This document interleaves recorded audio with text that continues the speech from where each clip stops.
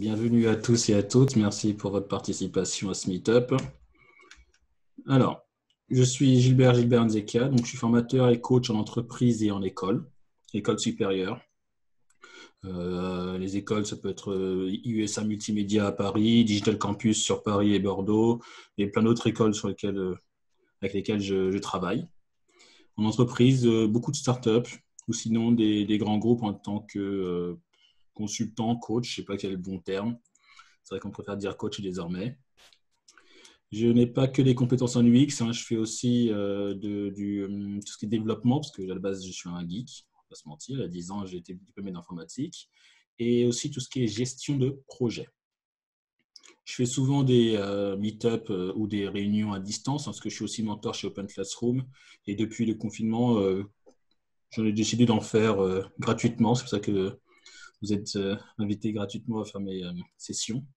Comme ça permet aussi pour moi de continuer à pratiquer, à former à distance et à rencontrer des personnes intéressantes. Alors, première question, premier point qu'on va voir, c'est déjà, qu'est-ce que pour vous le design et ensuite l'UX design? C'est une question que je pose toujours en premier. Malheureusement, la réponse que j'ai souvent, c'est du look and feel. Non, le design, ce n'est pas uniquement l'aspect graphique. Je crois que l'apôtre le plus connu, le disciple le plus connu du design, c'est Steve Jobs. Et lui-même disait, le design, ce n'est pas juste à quoi ressemblent les choses, le produit, c'est tout simplement comment il fonctionne. Et on peut se dire que Steve Jobs savait de quoi il parlait. Il a été capable, pour ceux qui sont fans, de nous vendre des iPhones à 1 500 €. Je parle de téléphones qui servent théoriquement à téléphoner à la base, 1 500 €. Certes, ils ne font pas que ça, mais ils font beaucoup d'autres choses. Et l'avantage, quelqu'un me rejoint, l'avantage c'est quoi? C'est que on n'a pas besoin d'utiliser un manuel type manuel IKEA pour savoir utiliser un iPhone. Et ça, j'y reviendrai très souvent durant ces 1h30, 2 heures. Si votre UX est bien fait, les gens n'auront jamais à utiliser un manuel pour comprendre votre solution. S'ils doivent sortir d'un manuel type IKEA, c'est que vous avez un problème sur votre UX. Déjà le premier point. Bonjour à Z. Enchanté. Alors, excusez-moi, je n'ai pas précisé au début. Les slides vous seront envoyés. Slides plus diverses ressources que vous aurez à la fin par mail. Donc, vous pouvez noter ou juste m'écouter, à vous de choisir. Et bien entendu, si vous voulez interagir, vous parlez directement ou vous le faites sur le chat. Je vais juste afficher le chat pour voir les messages si jamais quelqu'un pose des questions. Il y aura un replay, en effet. Depuis 1 semaine, 2 semaines, on me demande de faire des replays. Donc, c'est pour ça que la vidéo est enregistrée. Parce que j'ai lancé l'enregistrement. Ouais, c'est bon.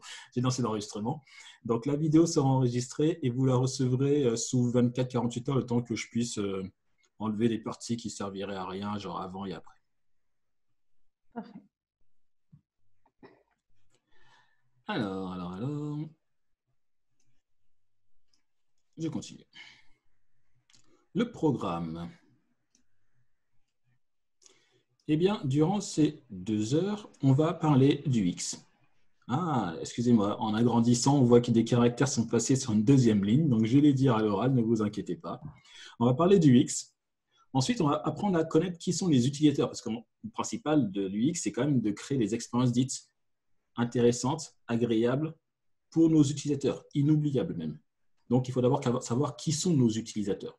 Ensuite, on parlera de l'aspect dit psychologique, parce qu'il y a des éléments importants sur lesquels on peut se baser en tant qu'UX pour pouvoir améliorer l'expérience.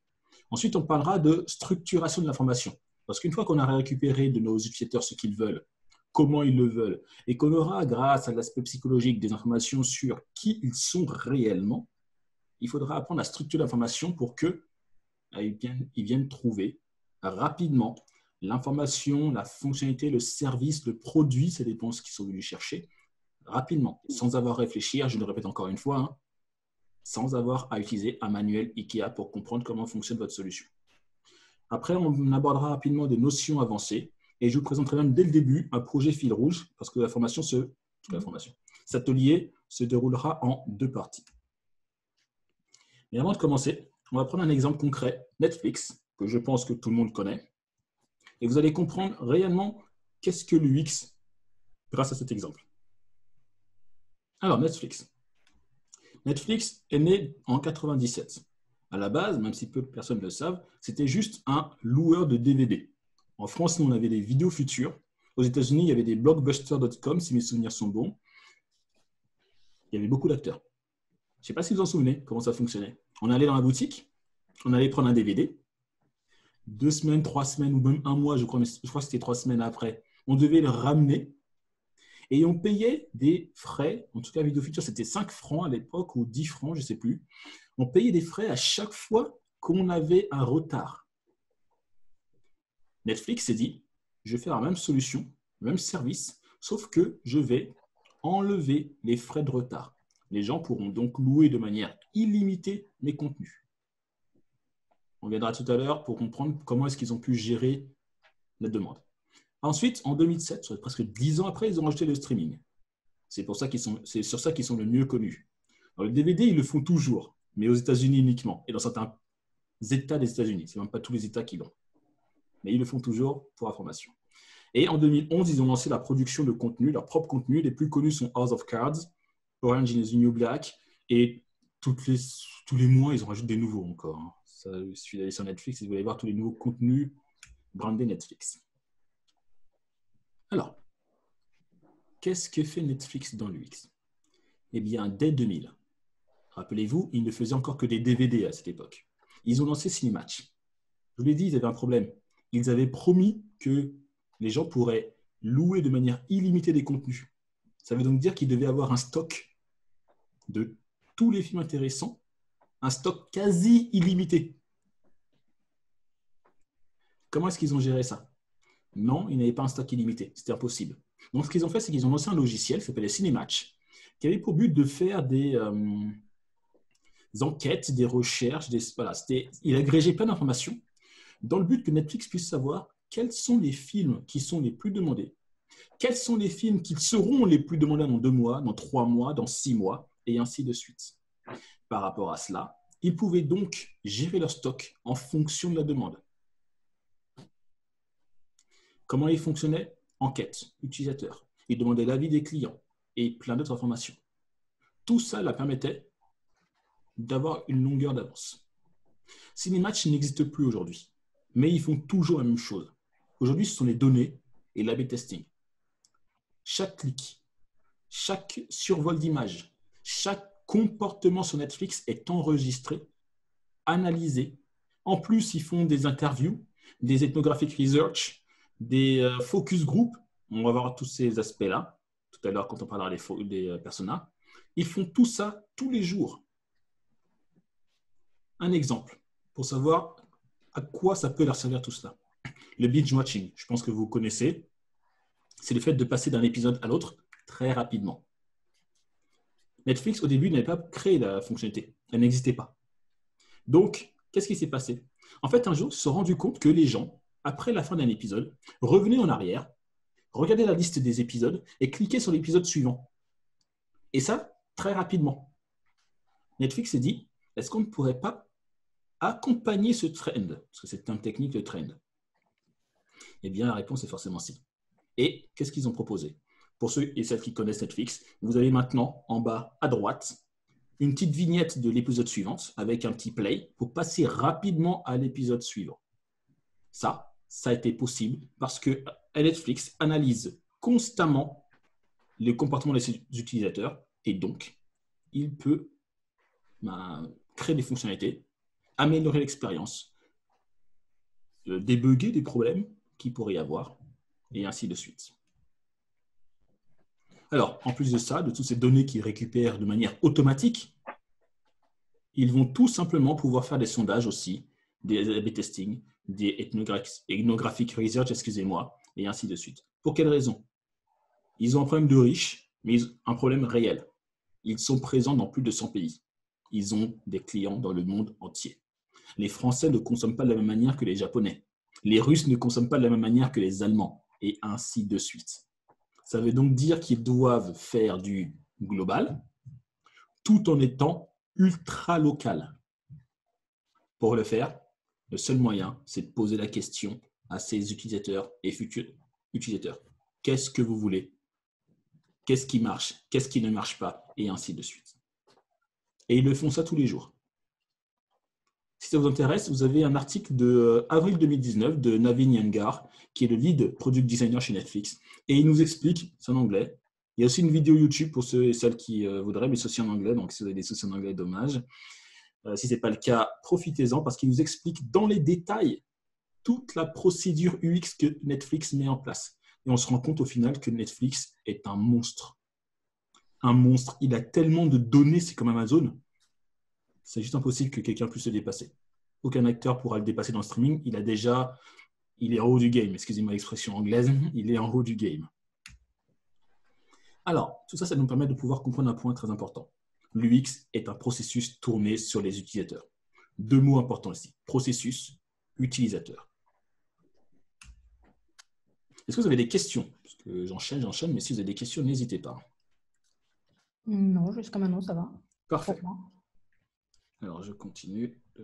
J'ai vu qu'il y avait un mail que j'ai reçu. Est-ce que c'est une personne qui devait venir? Oui, elle va se connecter. OK, bon. Alors, ensuite, donc l'UX, comme j'ai dit, c'est donc un processus. Ça veut donc dire que c'est quelque chose que vous allez mettre en place qui sera itératif, méthodique. C'est à la fois de l'art et une science, on va le voir, mais surtout qui est centré sur l'humain, les utilisateurs. Le but, c'est quoi? C'est de façonner des expériences dites phénoménales. Une priorité donc, les utilisateurs. Qui sont-ils? Que recherchent-ils? Qu'est-ce qu'un utilisateur? C'est vous, c'est moi, nos parents, nos frères, nos sœurs, nos amis, ce que vous voulez. Toute personne qui pourrait être amenée à utiliser notre solution. Qu'est-ce qui nous intéresse réellement? Leurs habitudes, leurs freins, leurs besoins, leurs attentes, leurs motivations, leurs perceptions, leurs émotions, leur personnalité, tout élément qui permet de pouvoir comprendre qui ils sont. Il faudra éviter les classifications à la INSEE du style CSP+, ménagère de 50 ans. Ça ne veut rien dire tout ça. Ça, c'est juste pour les statistiques. Nous, on n'a pas besoin d'informations de ce genre parce que c'est beaucoup trop large. Une ménagère de 50 ans, il y a plusieurs types. Elles peuvent aimer le digital comme pas du tout. Donc nous, ça ne nous aide pas, cette classification. Nous, il faut qu'on aille beaucoup plus loin. Et l'objectif, c'est quoi encore une fois? De créer une expérience réussie. Ça veut donc dire qu'il faut que la personne, en allant sur le site, en utilisant l'application, elle puisse accomplir aisément les tâches qu'elle doit accomplir. Et dans le meilleur des cas, il faut que ça génère des émotions agréables. Alors, on a parlé du X, on a parlé d'ergonomie. Qu'est-ce que l'ergonomie? Pour moi, l'ergonomie, c'est la fille bien-aimée de l'UX. L'UX, c'est créer des expériences réussies. L'ergonomie, ce sont les outils techniques pour y arriver. Voilà pour moi la différence entre les deux.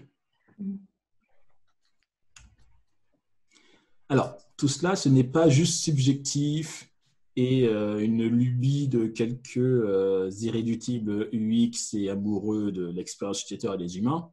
C'est réellement un art et une science qui a des critères d'évaluation très stricts. Entre autres, ces 5 premiers. Utilité.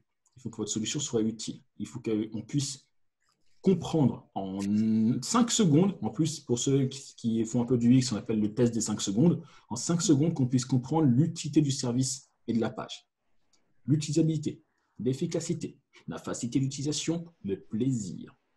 Mais ce n'est pas tout, parce qu'il y a aussi d'autres critères qui peuvent se rajouter. Le confort, la sécurité, la santé, l'augmentation des ventes, l'image de marque, la qualité du trafic. Voilà un ensemble de critères réellement objectifs permettant de pouvoir évaluer si le service, l'application, et jusqu'à la fin de cette session, je parlerai d'interface pour être plus général, si l'interface proposée est réellement bien, adéquate et répond aux besoins de nos utilisateurs.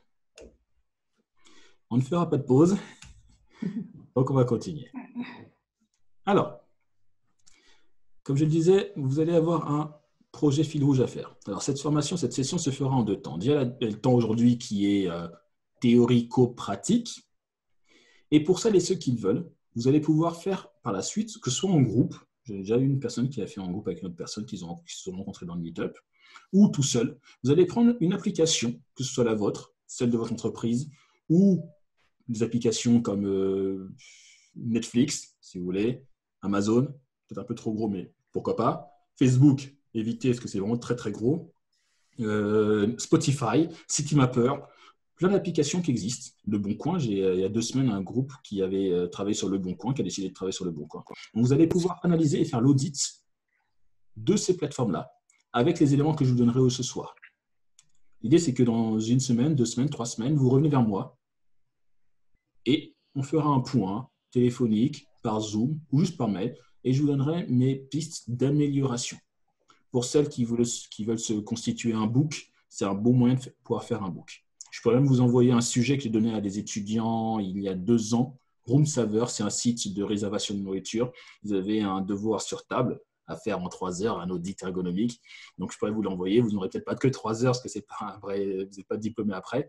Mais en tout cas, vous pourrez travailler sur ça si vous le souhaitez. Alors, est-ce que vous avez des questions déjà par rapport à ça pour ceux et celles qui seraient intéressés? Je suis intéressée. Parfait. OK. Donc, on en reparle à la fin. Tu me diras si tu as déjà une idée d'application, si tu veux qu'on réfléchisse ensemble à une application. D'accord. Ça va me rappeler des souvenirs. Allez. Parfait. Alors, réaliser l'audit ergonomique d'un site, qu'est-ce que c'est? Et déjà, avant, à quoi ça sert? Ça sert à 2 choses pour moi. On peut en débattre, mais pour moi, c'est soit l'améliorer, soit le développer. Pour ça, vous avez plusieurs étapes à suivre. La première, c'est de savoir utiliser ce qu'on appelle les règles d'ergonomie qu'on abordera vers la fin. L'objectif de l'audit, je l'ai encore dit, c'est tout simplement, et quand je dis tout simplement, c'est le principal besoin, c'est analyser un site et une application pour l'évaluer et voir s'il correspond aux besoins des personas. Ça veut donc dire que vos points de contrôle seront pondérés par les caractéristiques de vos personas et de ce qu'ils recherchent.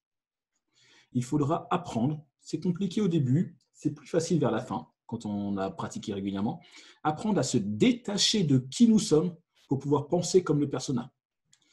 Je vais le dire de manière beaucoup plus cash. L'évaluateur, on n'en a rien à faire. Le facilitateur, l'auditeur, on n'en a rien à faire. Ce qui compte, c'est le persona. Vous devez donc vous placer dans les pieds et dans la tête de vos personas. Alors, ensuite, pour pouvoir faire l'audit, il y a des grilles, des critères à respecter. Alors, nous, on n'ira pas jusque-là, on ne va pas utiliser ces critères-là, ces 4 grilles. On ira plus simple, on va utiliser la grille la plus simple qui serait la grille par rapport aux règles ergonomiques. Mais sachez que l'UX, ce n'est pas, comme je dis, juste une lubie, c'est vraiment quelque chose, un art et une science. Donc, il y a des normes, surtout en France, on aime les normes. Donc, il y a des grilles normées qu'on peut utiliser. Et parfois, pour celles et ceux qui feraient potentiellement plus tard des audits en entreprise, on pourrait vous demander, je voudrais que tu fasses un audit par rapport à la grille de Nielsen. Donc, il faudra savoir ce que c'est la grille de Nielsen. Alors, j'en parlerai pas durant cette session parce que c'est un cours à part entière. Moi, ce cours et cette série que je vous enverrai, c'est un cours de 3 jours. Donc, on va pas passer nous 3 jours dessus. Mais j'ai prévu en mai pour celles qui intéressent et ceux qui s'intéresseraient de faire une vidéo par grille pour bien les détailler et comprendre comment ils fonctionnent. Donc, les grilles les plus connues, c'est quoi? C'est les heuristiques de Nielsen. Ensuite, il y a le Bastien et Scapin. Il y a les heuristiques d'Instone et le Bruce Tognazini. C'est les plus connus. Il y en a sûrement d'autres, mais en tout cas, c'est les plus connus sur le marché et qu'il faudra connaître, voire maîtriser. Alors, comment on fait pour conduire un audit? Déjà, première règle, je l'ai dit et je le redis, se mettre dans la tête et dans les pieds de vos personas. Ensuite, 3 étapes. Première étape, on va évaluer si l'interface traduit bien son utilité. Malheureusement, j'ai parfois des clients, des startups, ils nous lancent des solutions de services, mais des fois, je me gratte la tête et je me dis, mais à quoi ça sert votre truc? C'est la première question qu'il faut se poser. Est-ce que l'on comprend directement à quoi sert la solution et le produit? Et pour cela, il ne faut pas que les gens puissent nous expliquer, parce que les gens, lorsqu'ils vont visiter votre site, ils n'ont pas le fondateur qui leur parle dans l'oreillette. Il faut qu'ils comprennent en regardant l'écran en 5 secondes. Ensuite, étape numéro 2, repérer les défauts interpages. En gros, identifier les problèmes d'architecture de l'information, d'interaction, de navigation, d'enchaînement des process, de structuration du dialogue homme-machine, et j'en passe. Ensuite, on va analyser et repérer les défauts intra-page. En gros, c'est à l'intérieur d'une même page, qu'est-ce qu'il y a comme souci. Par exemple, je prends qu'un seul exemple, c'est la police de caractère. Si les polices de caractère sont différentes d'une section à l'autre, c'est qu'il y a un problème. Ce que j'appelle moi dans une pizza aux anchois, je ne sais pas si c'est un des anchois, moi j'aime pas trop. Donc c'est vraiment une pizza aux anchois, l'idée c'est pas de faire ça. Il faut que ce soit naturel et clair, parce que les gens le remarquent. Et si les gens le remarquent, ils se posent des questions. S'ils se posent des questions, l'esprit critique se développe. Si l'esprit critique se développe, c'est-à-dire que potentiellement vous les perdez. Je le répéterai souvent, des fois ça choque, mais il ne faut pas que les gens réfléchissent lorsqu'ils viennent sur votre interface. Ils ne doivent pas réfléchir. Vous êtes là, en tant qu'UX, pour leur dire « Donne-moi la main, je t'emmène d'un point A à un point B. Laisse-toi faire. » Le point B, c'est potentiellement s'inscrire à une newsletter, acheter un produit, s'inscrire à tel événement. Est-ce que vous voulez? Il faut que vous leur preniez la main, pas physiquement, mais que vous les accompagniez étape par étape sans qu'ils aient à se poser une question, à réfléchir. Ils vous remercieront. Une fois que ça c'est fait, excusez-moi, il y a une étape intermédiaire. L'étape intermédiaire, c'est ça. Donc, je résume. Une fois que vous avez fait ça, vous avez aussi d'autres outils à prendre. Déjà, les 6 règles de l'ergonomie universelle qu'on va voir tout à l'heure. Des feuilles, un stylo. Faire des captures d'écran de la zone ou des zones où il y a des soucis. Tester la compatibilité technique. Parce que si votre UX est bien, mais votre site prend 15 secondes à se charger, ça ne sert à rien. L'accessibilité visuelle. Et l'utilisabilité, c'est la forme générale du site. Voilà à quoi ressemble un audit à la fin. En tout cas, à quoi ça peut ressembler. Vous allez avoir à gauche une capture d'écran de la zone ou la fenêtre. Et si possible, vous pouvez entourer la zone qui pose problème à gauche. À droite, vous allez expliquer quel est le souci. Là, dans ce cas-ci, c'est le bloc de titre est excentré par rapport au corps de la page. Ensuite, vous allez expliquer les conséquences. Potentiellement, l'utilisateur ne pourrait pas comprendre qu'en remplissant le champ ici, ça agit là. Et après, recommandation. Alors, un conseil d'amis, ne mettez pas que des points rouges dans vos audits, parce que vous allez faire pleurer vos clients. Il faut quand même leur faire comprendre des fois qu'il y a quand même des bons points. Donc, si vous trouvez des bons points, mettez-les dans les audits. C'est des pires des trucs qui arrivent. Et même moi, je l'ai fait. Hein. C'est d'envoyer un audit où il n'y a que des points rouges. Mais c'est bon, mon client, il entre en dépression directement. Donc, dites-lui aussi quand même qu'il y a des points positifs. Est-ce que vous avez des questions sur la démarche déjà? Perfect. Alors, eh bien, on va commencer et rentrer dans le vif du sujet. Première étape, une fois que... Non, première ou seconde étape, ça dépendra de si vous voulez préférer faire d'abord le persona ou avant le benchmark. Mais d'abord, vous devez avoir de l'inspiration. De l'inspiration, c'est faire quoi? C'est d'aller voir ce que font les concurrents, direct ou indirect, pour savoir quoi faire, quoi ne pas faire. C'est un outil très puissant qui n'est pas utilisé uniquement dans l'UX. En fait, c'est une technique marketing, mais j'estime qu'il faut l'utiliser même en UX. L'audit ergonomique, le benchmark ergonomique, excusez-moi, ça va se faire de quatre manières. Vous pouvez faire un benchmark dit interne, concurrentiel, fonctionnel ou générique. En gros, vous allez soit analyser des équipes à l'intérieur de l'entreprise, soit des concurrents directs, soit des concurrents indirects mais qui ont des fonctionnalités semblables, soit vous allez vous comparer tout simplement aux meilleurs du secteur ou aux meilleurs de tous les secteurs. Je prends l'exemple très simple. Sushi Shop, je crois, c'est ça, oui. Quand vous allez sur leur site, vous avez l'impression d'être sur un site de luxe. C'est noir, doré, et ainsi de suite. Ils se sont comparés à qui? À aucun de leurs concurrents. Eux, ils se sont comparés à des LVMH. parce qu'ils veulent cibler la même catégorie de personnes que LVMH. Des gens qui sont prêts à mettre plus d'argent dans un sushi parce que derrière, il y a cette qualité qu'ils assurent, ce côté luxe et j'en passe. Bon, d'autres facteurs, hein, je parle rapidement, mais il y a aussi d'autres facteurs qu'ils ont analysés, hein, bien entendu. Alors, une fois que vous avez fait votre persona, votre benchmark, vous avez donc une idée de quoi faire, quoi ne pas faire, vous allez pouvoir créer vos personas. Dans quel but? 2 pour moi. Les comprendre et les influencer. Les influencer, on en parlera beaucoup plus dans l'étape après, qui est la psychologie dite cognitive. Un persona, j'ai déjà dit, c'est tout simplement quoi? Ce sont nos utilisateurs, cibles. Un persona, ce n'est pas une personne précise, c'est un agrégat de personnes. Voilà un exemple de persona. Elodie Aluti. On sait que les Elodie ont en moyenne 24 ans. Elles sont en moyenne célibataires. En moyenne, elles vivent dans Paris, ou en tout cas dans une grande ville comme Paris. Elles sont en moyenne dans un appartement. Elles ont un petit budget. On sait qu'en moyenne, les Elodie utilisent beaucoup Doctolib, Airbnb, Uber. Très important ce facteur-là.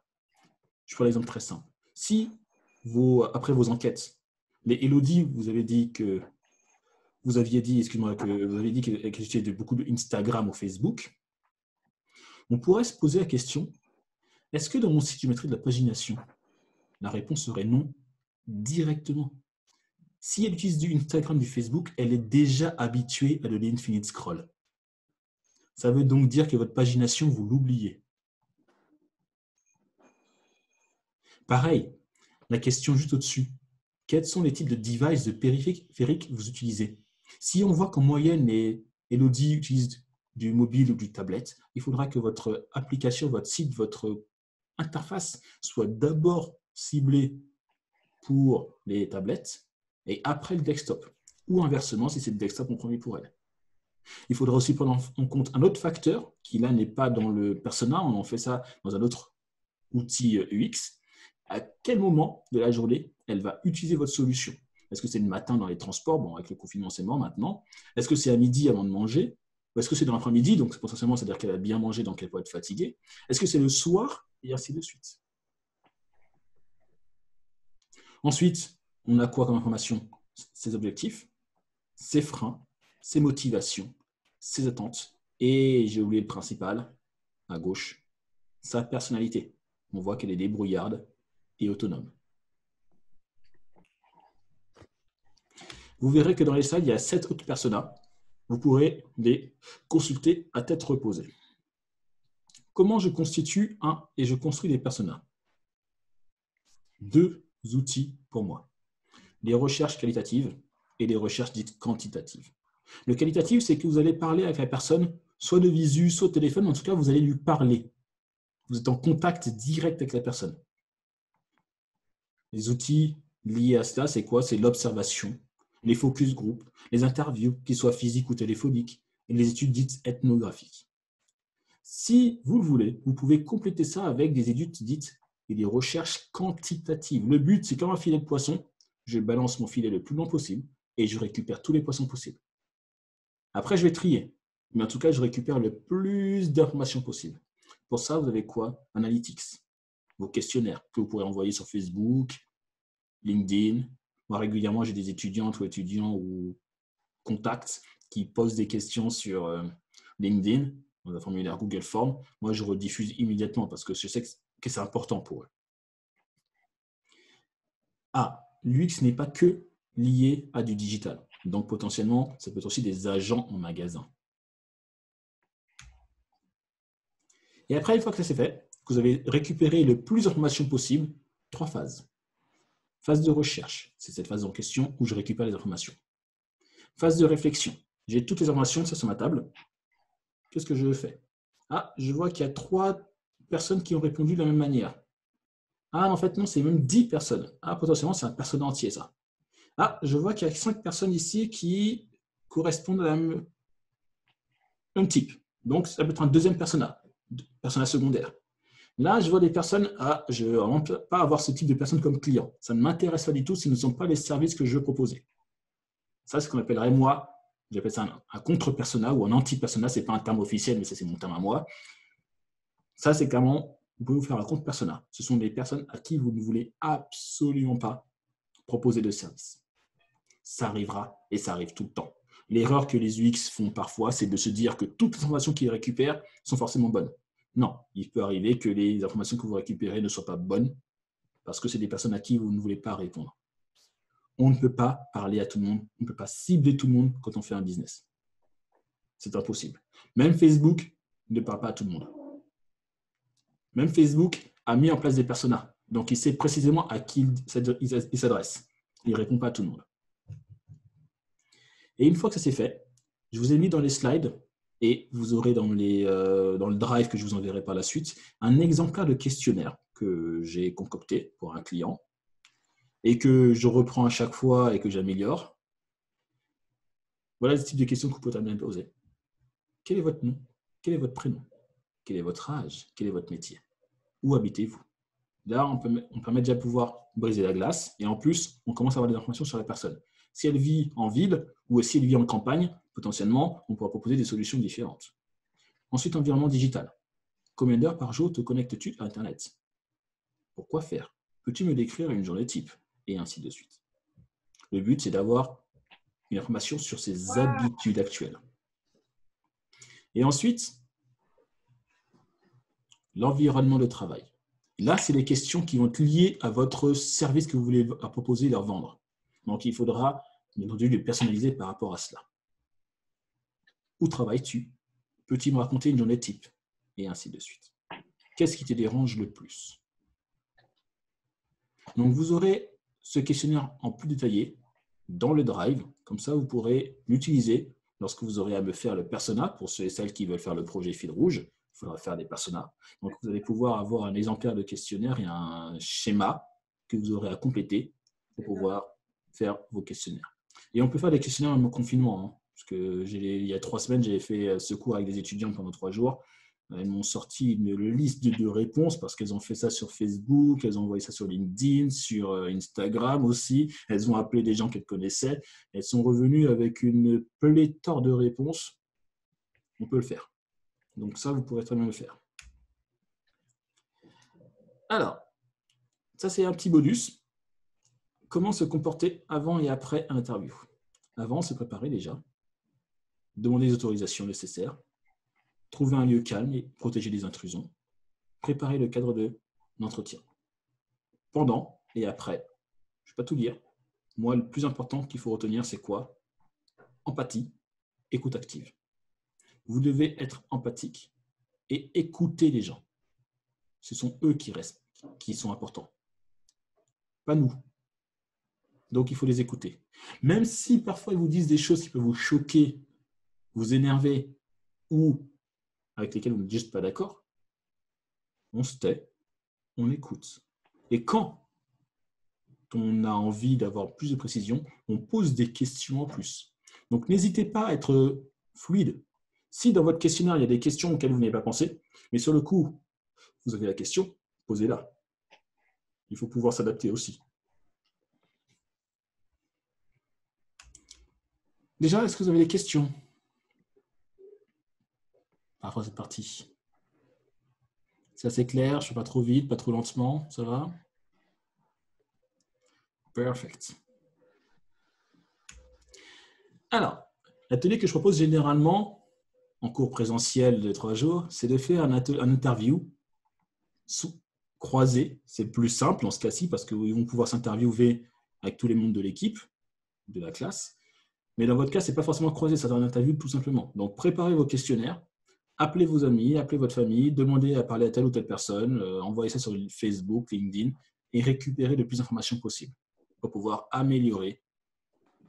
Déjà le créer, votre persona, et après l'améliorer, votre persona. Alors.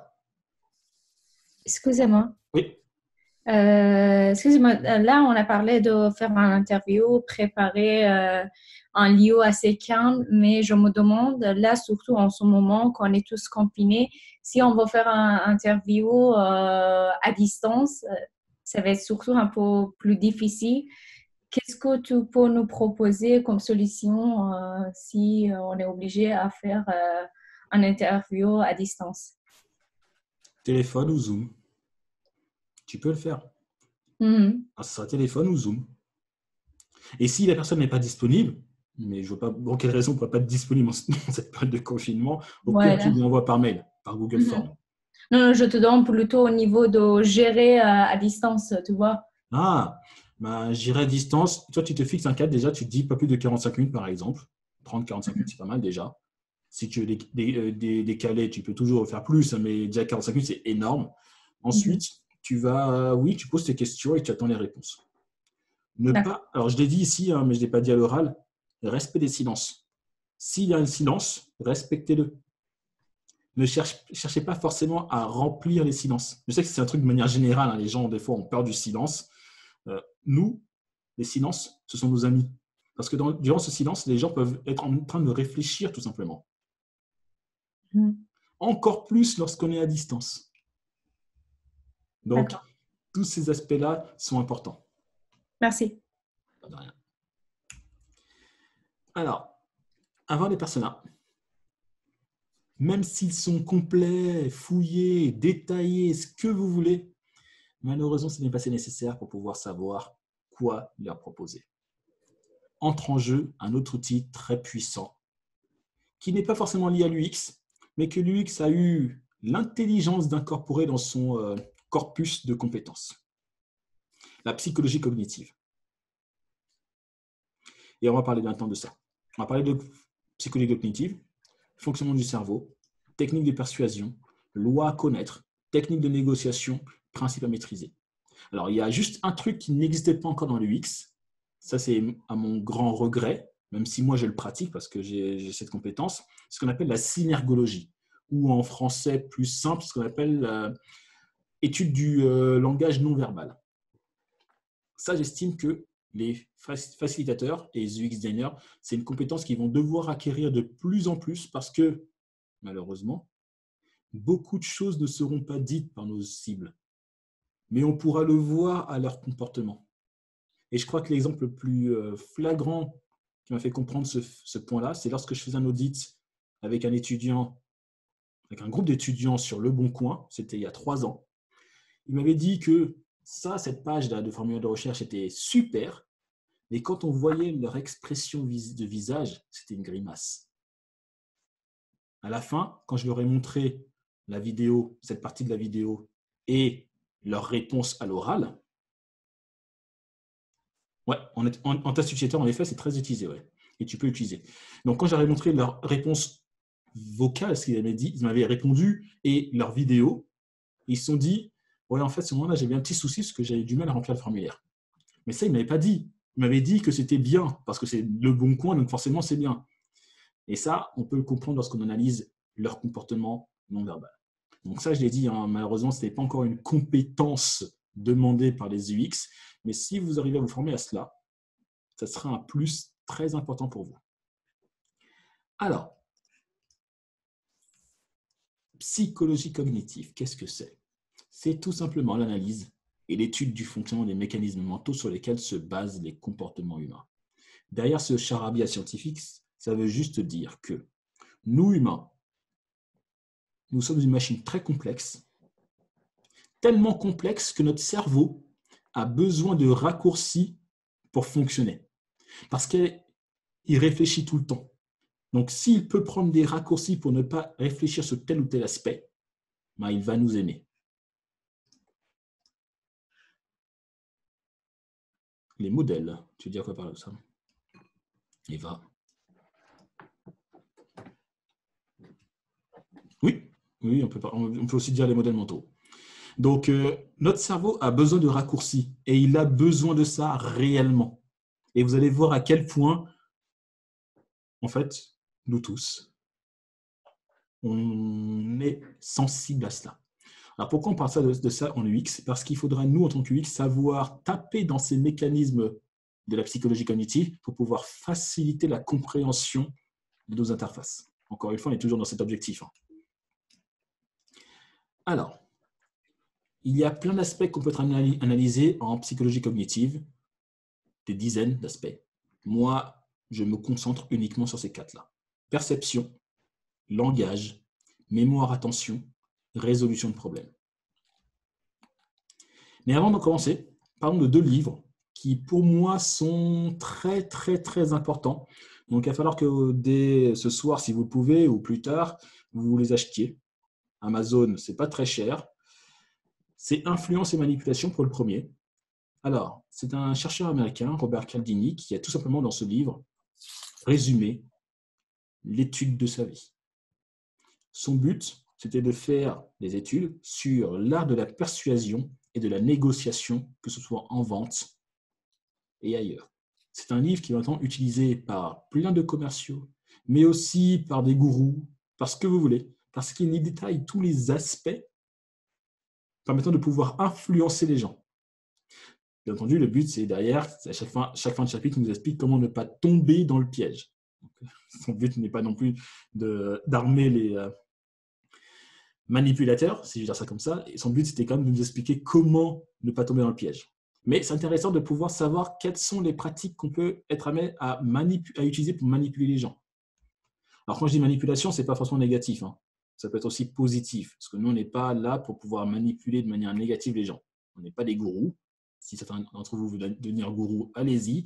Mais on n'est pas là pour ça. Nous, on est là pour pouvoir analyser nos utilisateurs et savoir comment leur proposer la bonne expérience utilisateur. Pour ça, il faut donc savoir qui ils sont et comment ils fonctionnent. On va en parler tout à l'heure. Il y a plein de points très importants comme la preuve sociale, la rareté, le prix. Ce sont des facteurs très importants de manipulation et d'influence. Alors, excusez-moi, avant que je passe à la suite, moi, je n'ai aucun souci pour parler d'influence et de manipulation. Je sais qu'il y a des UX, dès que je dis influence et manipulation, ils deviennent tout rouges. Parce que pour eux, c'est non, l'UX, ce n'est pas de la manipulation, non, ce n'est pas de l'influence, non, c'est pas si. Non, si, c'est de l'influence et de la manipulation. On n'est pas là pour pouvoir manipuler de manière négative. Parce que malheureusement, ces 2 termes, influence et manipulation, sont connotés négativement dans notre société occidentale. C'est juste pour ça. Mais dans les faits, c'est de l'influence. On veut les aider à aller d'un point A à un point B. C'est-à-dire qu'on veut les influencer à suivre un cheminement qu'on a déjà prévu. C'est de l'influence. Maintenant, il ne faut pas tomber dans les travers habituels. Alors, 2e livre très important, c'est Manuel de Gestalt Thérapie. Alors, la Gestalt ou Gestalt, je ne suis pas allemand, excusez-moi, je ne maîtrise pas l'allemand, j'ai fait espagnol. C'est une conception de psychologie qui est très importante, qui n'est pas liée à l'UX. En fait, la Gestalt, ça existe depuis même début de 1900. C'est juste que Fritz Perls, un Américain dans les années 1950, il est tombé sur cette étude-là, de la Gestalt, et il l'a repris et l'a améliorée. Il l'a grandement améliorée. La Gestalt, c'est au même niveau que les Freud. En fait, c'est même l'opposé de Freud. Freud nous explique qu'il faut étudier l'humain avec le moi, le surmoi, les désirs, et j'en passe. Je ne vais pas rentrer dans les détails de Freud ici. Mais il faut analyser tout ça de manière séparée. Fritz Perls se dit, mais qu'est-ce que c'est cette connerie? Bien entendu qu'il ne faut pas l'étudier de manière séparée. L'humain est un tout. Chaque élément intervient, mais l'humain est un tout. Donc, il faut utiliser et étudier l'humain dans son intégralité. Et chaque aspect va venir influencer les autres aspects. Et donc, cette règle, cette loi et l'ensemble des lois qui en découlent nous expliquent cela. Vous allez devoir étudier vos utilisateurs et vos cibles comme un tout. Et oui, c'est lié à l'ergonomie parce que la Gestalt et la Gestalt, je ne sais pas comment on dit ça, plein de lois de la Gestalt comme la similarité, la proximité, la continuation, la clôture sont des lois de la Gestalt à base qu'on a nous repris en UX.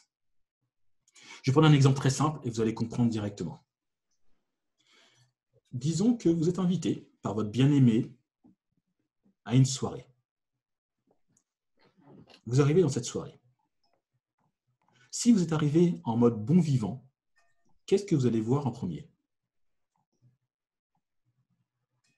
Je pense que vous allez me dire le buffet, la nourriture, les boissons. Vous êtes un bon vivant. Pourtant, il y a tout le reste. Hein. Vous voyez les personnes, vous voyez les fauteuils, vous voyez l'agitation. Vous, ce qui vous intéresse, c'est le buffet, les boissons. Imaginons que vous êtes arrivé dans le seul but de voir votre bien-aimé. La première chose que vous allez remarquer, c'est quoi? Le visage de votre bien-aimé. Disons que vous êtes invité et vous venez à reculons, parce que vous ne vouliez pas venir à la base, mais vous voulez juste faire plaisir, mais vous ne voulez vraiment pas venir. Qu'est-ce que vous allez remarquer en premier? Les endroits où vous échappez. Les fauteuils, les recoins, là où il y a le moins de personnes possible pour éviter le tumulte de la soirée. Pourtant, ces 3 personnes, lorsqu'elles ouvrent la porte de la soirée, elles voient toutes la même chose. C'est juste que chacune perçoit ce qui l'intéresse réellement. Et c'est ça qu'il faut qu'on arrive à faire en UX. Les gens, lorsqu'ils vont arriver sur votre site et votre page, ils vont tout percevoir. Ils vont tout voir, excusez-moi. Mais ils ne vont percevoir uniquement que les éléments qui les intéressent. Et coupler la Gestalt avec le livre d'avant, vous comprenez ce à quoi je vais arriver. Vous allez devoir les influencer en jouant sur l'ergonomie pour que les éléments qui ont une importance pour vous ressortent pour eux.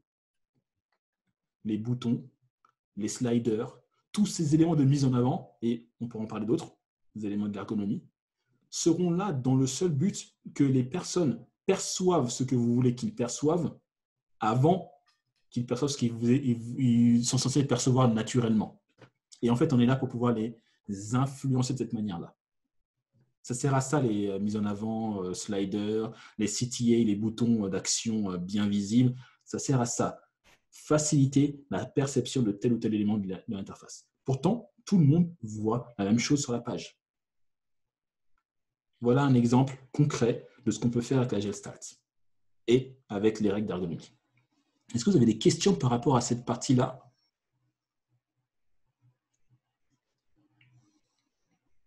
Perfect. Alors, pourquoi ça marche? Je l'ai dit tout à l'heure, notre cerveau travaille tout le temps. Il a besoin de raccourcis. Quand on marche, on réfléchit. Nous, on ne le fait plus parce qu'on n'a pas l'impression, parce que c'est naturel. Mais notre cerveau réfléchit constamment quand on marche. Quand on va tendre la main pour prendre quelque chose, il réfléchit notre cerveau. Et ainsi de suite, il réfléchit tout le temps notre cerveau. Donc, dès qu'il a un raccourci, c'est comme l'eau. Si l'eau voit un chemin plus simple, l'eau va suivre ce chemin plus simple. Notre cerveau, c'est pareil. Un exemple de raccourci, c'est quoi? C'est la qualité, c'est le prix. Là, je suis de Bordeaux. Je crois qu'il y en a une deuxième qui est de Bordeaux, c'est bien ça? Eva, c'est ça, non? Je ne sais plus. Exactement, c'est ça. Parfait. Moi, je suis de Bordeaux, voilà. Donc, nous, on a un petit trésor sympathique à Bordeaux, c'est le vin, connu dans le monde entier. Malheureusement, le vin, pour beaucoup de personnes, même parfois pour nous, Bordelais, dès qu'un vin est cher, automatiquement, il est forcément bon. Et on sait très bien que ce n'est pas vrai. Un vin qui est cher n'est pas forcément le meilleur des vins. Pourtant, le cerveau a fait le lien entre prix et qualité. On peut jouer sur le prix, on peut jouer sur la rareté et plein d'autres facteurs également. Notre cerveau a aimé le raccourci. Alors pourquoi en fait? Vous pourrez le lire dans les slides qui suivront, qui sont cachés pour l'instant. Parce que le cerveau n'a pas envie de faire ce travail énorme de traçabilité pour savoir si c'est vraiment vrai. Donc, il va suivre la logique qui dit que, comme c'est cher, c'est forcément de qualité. On le voit avec les fake news. Plus les gens disent que c'est vrai, donc forcément c'est vrai. C'est un autre facteur qu'on appelle la preuve sociale. Mais je vais l'expliquer d'une autre manière, la preuve sociale, parce que les fake news, c'est beaucoup trop dans l'air du temps. Pour un exemple beaucoup plus simple. Imaginez que, je vais prendre le même exemple avec la bien-aimée ou le bien-aimé, qu'on marche dans la rue avec notre bien-aimé et qu'on arrive à un carrefour où il y a 2 restaurants. Un restaurant là et un restaurant là. Dans ce restaurant-là, il y a une file d'attente de 10 km. J'exagère, mais en gros, vous comprenez le principe. Il y a une file d'attente. Dans ce restaurant-là, il n'y a personne devant. À votre avis, dans quel resto vous allez aller manger? Là où il y a la file d'attente. Là où il y a la file d'attente. Pourtant, ce n'est pas forcément le meilleur des restaurants. Il peut même potentiellement, et ça m'est déjà arrivé, qu'il soit infect.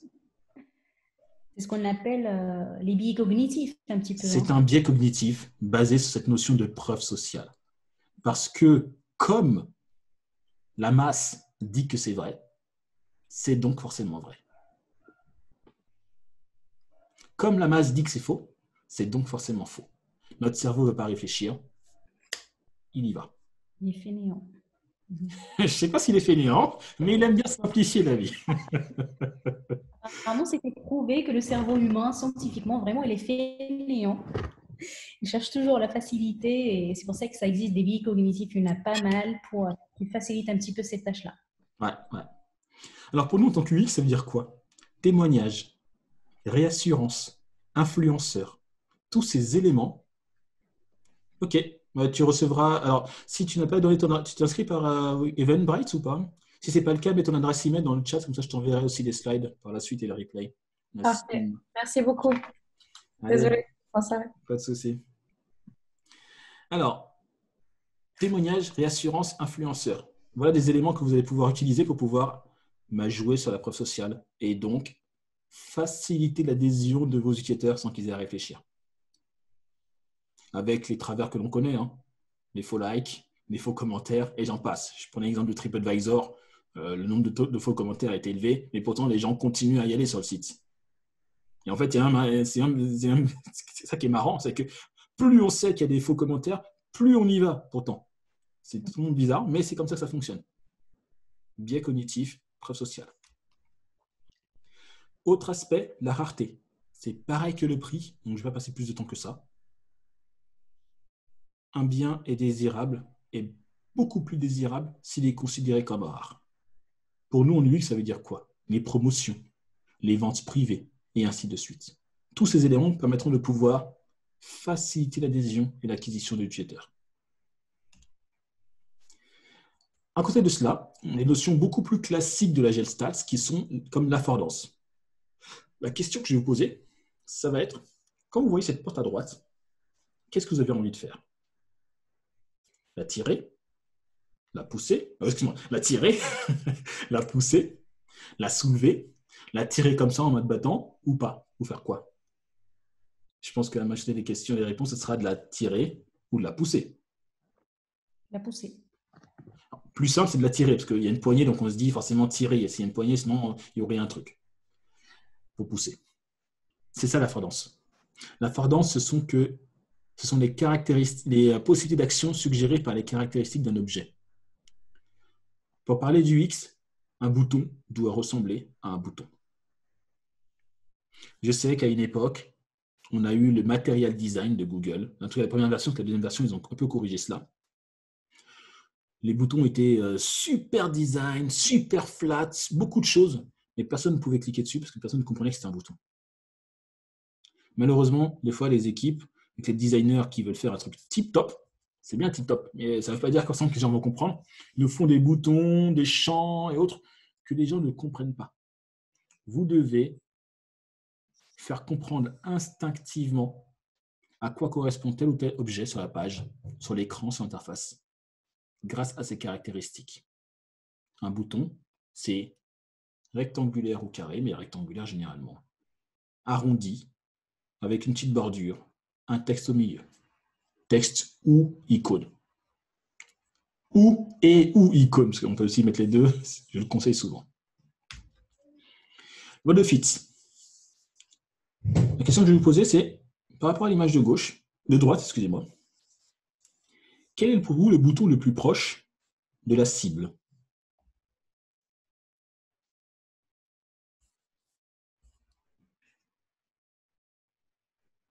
Celle de gauche? Alors. Je me dis tous les deux. Yes. Les deux boutons sont équidistants. Parce que vous ne cliquez jamais sur un bouton au bord du bouton. Vous cliquez toujours sur le bouton au milieu du bouton. Et là, j'ai fait exprès. Les deux boutons sont vraiment équidistants. Mais la réponse, celle de gauche, est logique pour notre cerveau. Pour quelle raison? Parce que le bouton est plus gros. Et donc, le cerveau se dit qu'il est forcément plus proche de la cible.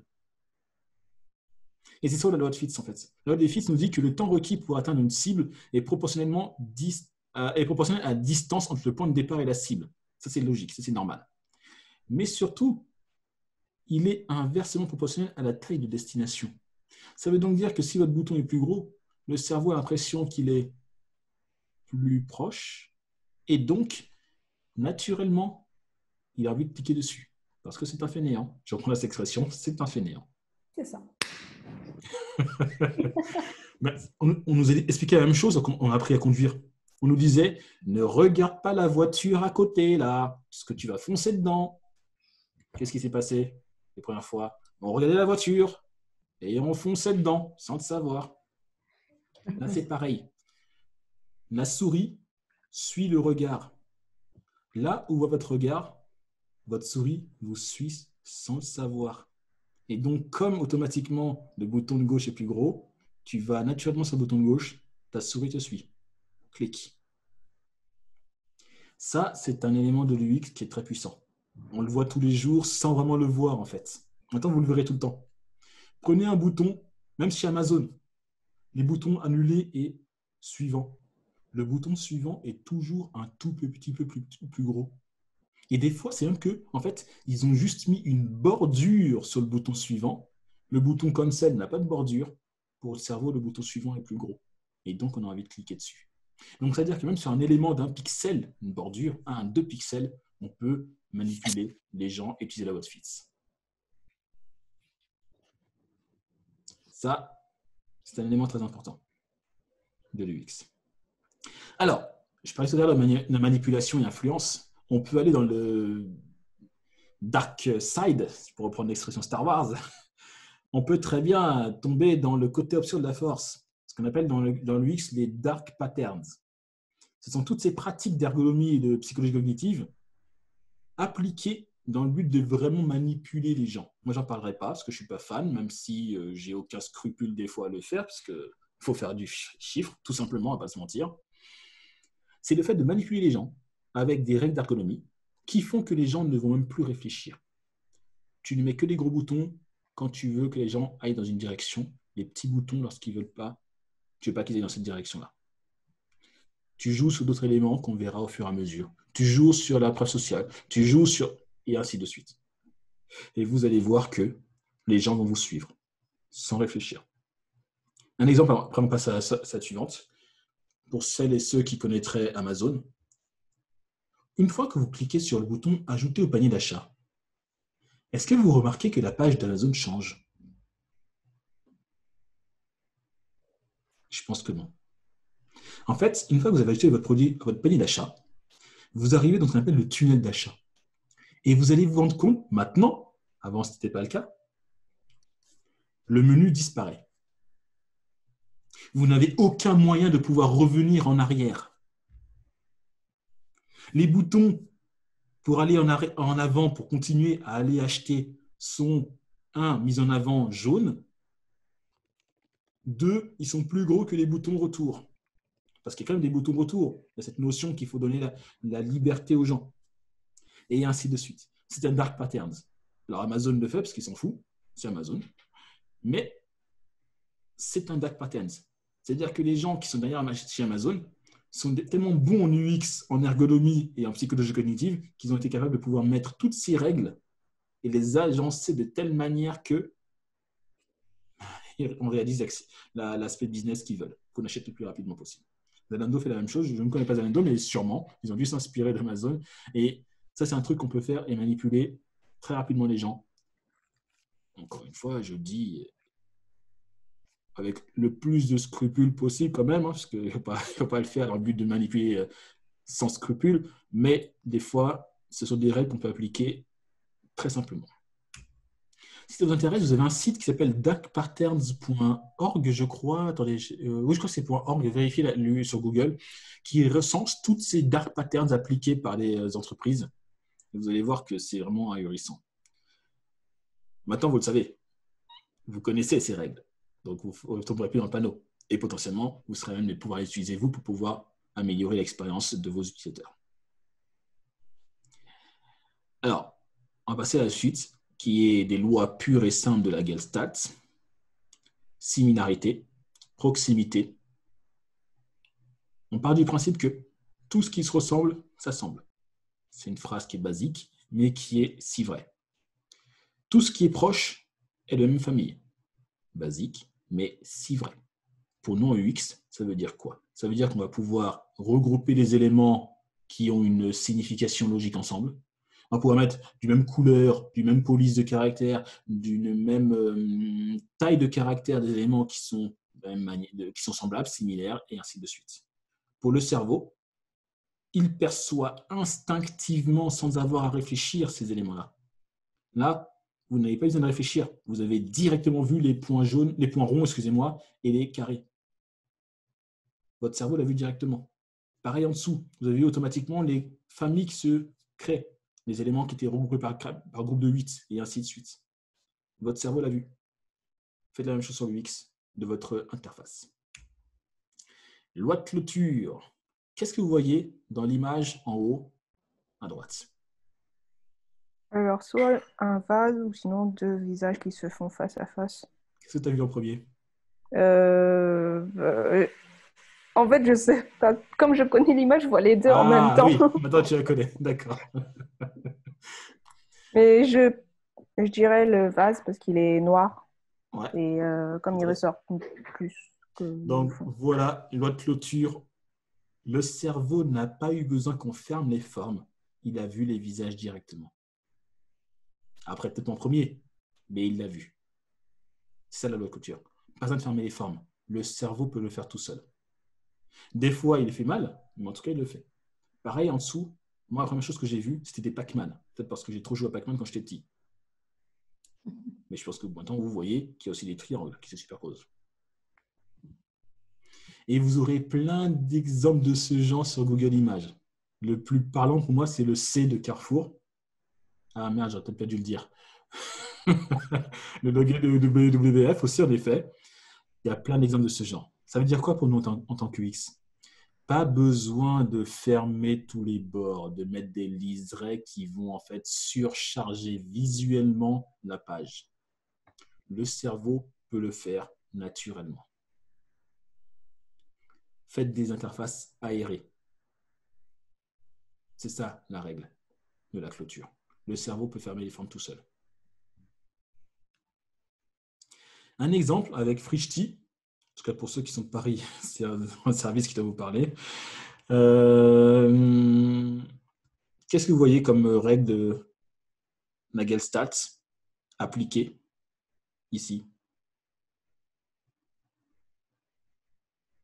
Ok. Proximité, similarité. Je t'enverrai le replay, hein, Clo. Parfait. Parfait, tiens, essayez d'adresser. Alors, similarité, proximité, vous le voyez. Exactement. L'interface, pas besoin de réfléchir. On l'a compris. Et on peut s'orienter facilement. C'est ça la loi de clôture. La loi de similarité, de proximité. Et toutes les autres lois qu'on a vues. Alors, toutes se mélangent. Parce que dans une même page, on aura toutes les lois. Il faut savoir les manipuler.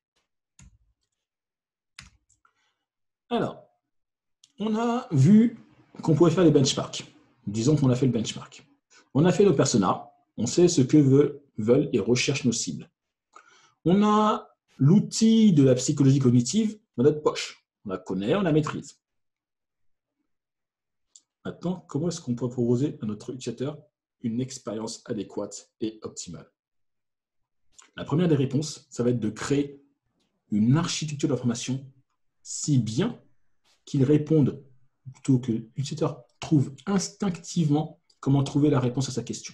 Parce que je pars du principe que les gens, lorsqu'ils viennent sur votre site, c'est qu'ils ont un besoin ou une question et ils veulent que soit vous répondez à cette question, soit vous leur proposez un service pour répondre à leurs besoins.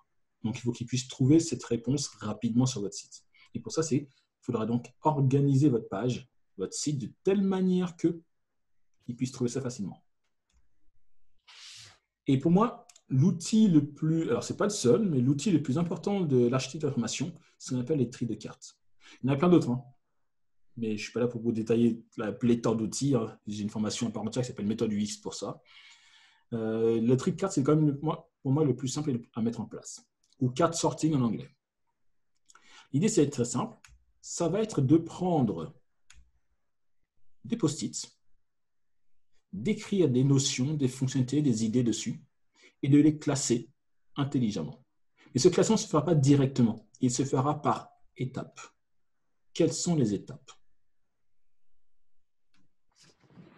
Je reviens en arrière, ne vous inquiétez pas. La première étape, c'est d'énumérer. Donnez des post-it, autant de post-it que vous voulez, à toutes les personnes de votre équipe. Et ce que je conseille généralement à mes clients, c'est impliquer tout le monde. Si vous pouvez faire venir des utilisateurs cibles, faites-les venir. Appelez la secrétaire. Appelez telle ou telle personne de tel département. Il faut qu'il y ait le plus de personnes qui participent à l'atelier de tri de cartes. Chacun aura des post-it et un stylo. Vous devez écrire dans chaque post-it une notion, une fonctionnalité, une idée. Ne vous censurez pas, ne vous limitez pas. Ça, c'est le pire, quand les gens s'autocensurent ou se limitent. Et ensuite, vous venez coller votre post-it sur le tableau, sur la fenêtre. Quand c'est fait, pardon ? Quand c'est fait, vous allez pouvoir catégoriser. Donc là, on va demander à une main innocente de venir prendre les post-it et les regrouper. Il faudra donc les catégoriser par, et là c'est la grande question, par thématique qui parle à vos personas.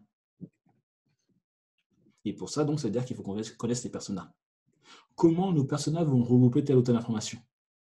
Par exemple, je pense que les vidéos, tout ce qui est lié à des vidéos pour être regroupé ensemble. Tout ce qui est lié à nous contacter pour être regroupé ensemble. Contacter, service client et j'en passe. En gros, il faudra donc classer, créer des groupes de post-it par thématique. Et les thématiques seront en fait les personas qui vous diront. Ça veut donc dire que tout le monde doit au moins avoir sur la table et avoir lu les personas pour avoir une idée de qui sera amené à utiliser la solution. Une fois qu'on a catégorisé, on va commencer à structurer. Et structurer, si tout se passe bien, la structuration commence à représenter ce qu'on appelle l'arborescence. L'arborescence, c'est tout simplement l'ordre et la hiérarchie de votre site. Alors, je sais que ce n'est pas toujours facile de faire une arborescence. Il y a un raised hand, quelqu'un a parlé? Oui, c'est moi, parce qu'en fait, j'avais une question par rapport à la méthode de tri de cartes. Yes. Parce que moi aussi, j'avais fait pendant un atelier, j'ai demandé aux utilisateurs d'énumérer soit une fonctionnalité, un mot ou des menus sur lesquels ils viennent à l'esprit. Et au moment de catégoriser, en fait, ça partait dans tous les sens. Et donc, je voulais savoir est-ce que vous avez des méthodes pour pas que ça parte dans tous les sens et qu'on arrive vraiment à une arborescence du site, en fait. Alors, déjà, on va parler de la partie catégorisation, on parlera de l'arborescence. Ah, d'accord. Déjà, catégorisation, oui. Moi, ce que je pourrais te conseiller déjà, c'est de reposer des questions. Vous avez en tête maintenant les personas. À votre avis, comment est-ce qu'ils vont associer les informations entre elles et faire des regroupements? Je pense que tu auras déjà une première idée, parce que les personnages, tu les auras étudiés à fond et à fond. Donc, mais tu demandes aussi la question à toutes les personnes qui sont dans le groupe. Et il faut que tu arrives à un consensus, le plus possible. Mais en fait, ce consensus, tu vas voir qu'il est très facile, parce que les personnages nous diront ce qu'ils veulent. En gros, la question, c'est est-ce qu'ils vont le classer par sujet, par métier, par type de contenu, par type de fonctionnalité, et ainsi de suite. Tout ça, tu le verras en fait dans le persona, dans les questions, dans les réponses qui t'auront apportées. Et c'est grâce à ça que tu vas pouvoir créer des grandes catégories qui vont ressortir. Ensuite, alors attention, excuse-moi. Tu as aussi un problème des fois, c'est que tu as des plateformes où tu peux avoir plusieurs personnes qui seraient amenées à l'utiliser. Donc, tu as des personas secondaires, primaires, tertiaires ou autres. Un exemple, par exemple, c'est les plateformes où tu as des élèves et des étudiants, des élèves et des professeurs. Il faut que tu cibles soit les professeurs, soit les élèves d'abord. Parce que chacun va potentiellement utiliser la solution de manière différente.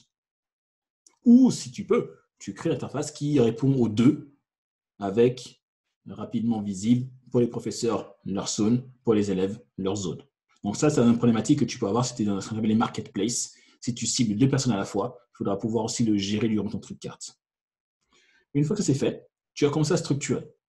Cette structuration, des fois, est compliquée. Je suis d'accord avec toi. Donc moi, j'ai une étape intermédiaire qu'on peut faire, qu'on appelle le voting. Tu donnes à chacun des gommettes, des petites pastilles de couleur. Alors, la règle dit que, tu la respectes ou pas, hein, la règle dit que tu donneras à chacun 5 gommettes et à une main innocente 7 gommettes. Et tu dis à chacun, allez mettre une gommette sur le post-it qui est important. Vous mettez autant de gommettes par post-it que vous voulez. Vous pouvez même mettre des gommettes sur vos propres post-it si vous le souhaitez. Et tu vas voir qu'à un moment, tu auras des post-it où tu as beaucoup de gommettes et d'autres où tu n'as pas de gommettes. Démocratie oblige. Les post-it où il y a le plus de gommettes, par ordre décroissant, seront les plus importants. Et il n'y a pas de discussion possible après. Parce que vous avez voté. Vous avez mis vos gommettes. Alors, le risque dans cet exercice-là, dans cet intermédiaire, c'est que potentiellement, tu as une personne qui prenne l'ascendant et qui commence à imposer ses vues. Je vais prendre un exemple concret qui m'est arrivé. C'était chez un client, je ne vais pas dans les détails techniques, mais en gros, c'est un client qui est dans l'automobile. Et durant l'atelier, qui était à la fois une formation et un atelier, tu avais les personnes qui travaillaient et tu avais aussi dans les membres leur supérieur direct, supérieur technique, le CTO, je sais pas, ou intermédiaire, en tout cas quelqu'un qui connaît son business et son métier. Sauf que le mec était un peu, comment dire ça, un peu négatif. À chaque fois qu'il y avait un post-it qui n'était pas, il disait, mais ça, techniquement, c'est pas possible, ça. C'est trop compliqué. Ah, mais ça, c'est trop cher, on ne peut pas le faire. Ah, mais en gros, il n'arrêtait pas de casser tous les post-it. En gros, il fallait toujours être trop réaliste pour lui ou ne pas aller essayer d'imaginer quelque chose. On est là pour pouvoir améliorer la solution, pas pour faire la même chose. Sinon, ça ne sert à rien que je vienne. Donc, moi, je vais expliquer. On n'influence personne. Donc, si tu vois qu'il y a des gens qui commencent à parler, tu es là aussi pour pouvoir recadrer. Tu leur dis de se taire, purement et simplement. Personne ne doit influencer les autres. Chacun est libre de mettre les gommettes, les post-it de leur choix. Ça, c'est un truc qui arrive, malheureusement. Donc, il faut savoir les gérer. C'est un peu comme en gestion de projet, il faut savoir gérer tous les profils. Et une fois que ça c'est fait, tu vas pouvoir donc après structurer. Alors là, je ne vais pas le répéter cette slide parce que c'est ce que j'ai dit tout à l'heure à l'oral et à plusieurs reprises. Donc, vous avez au moins à l'écrit ce que j'ai dit à l'oral. L'arborescence, après, ça va être ça. Alors, encore un intermédiaire. Si jamais tu n'arrives même pas encore après cette voting à faire l'arborescence, tu as un autre outil que tu peux utiliser qu'on appelle la loi de Pareto. Je ne sais pas si vous connaissez la loi de Pareto, les 80-20. Alors Pareto, à la base, c'est pas un UX, loin de là. C'était un fiscaliste, 1800, qui avait étudié les données fiscales de divers pays et s'était rendu compte d'un truc. 20% des actions de chaque pays généraient 80% des résultats positifs. Et on s'est rendu compte que cette loi s'appliquait à plein d'autres choses. Je vais parler d'une boulangerie. Quand vous allez dans une boulangerie, quel type de produit vous êtes habitué à voir? En tout cas, vous attendez à voir. Plutôt, je veux dire, vous attendez à voir. Une baguette, je pense, de la viennoiserie, chocolat, pain au chocolat, chocolatine, croissant, et ainsi de suite. Et pain. Peut-être des chouquettes, parce que ça fait toujours plaisir, les chouquettes. Imaginons que maintenant, vous vous retrouvez dans une boulangerie et vous ne voyez pas ces produits. C'est une boulangerie. Quelle idée vous allez avoir en tête? Mais c'est pas une boulangerie, ce truc. C'est quoi ce truc? C'est pas une boulangerie. Vous allez ressortir, naturellement. Pourtant, c'est 5, j'en ai des chouquettes au pire, 4 produits, c'est à peine 20% des produits qu'ils vendent. Ils ont plein d'autres choses. Mais c'est presque 80% de leur vente. C'est 80% de leur vente. C'est pareil ici.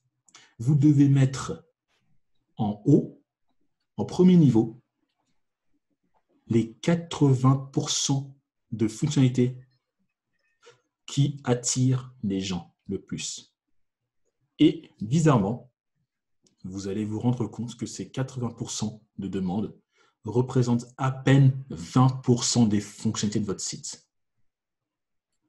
Et il faut pouvoir les identifier. Donc ça, c'est en plus du voting, si tu veux, cette loi de Pareto que moi j'aime bien appliquer.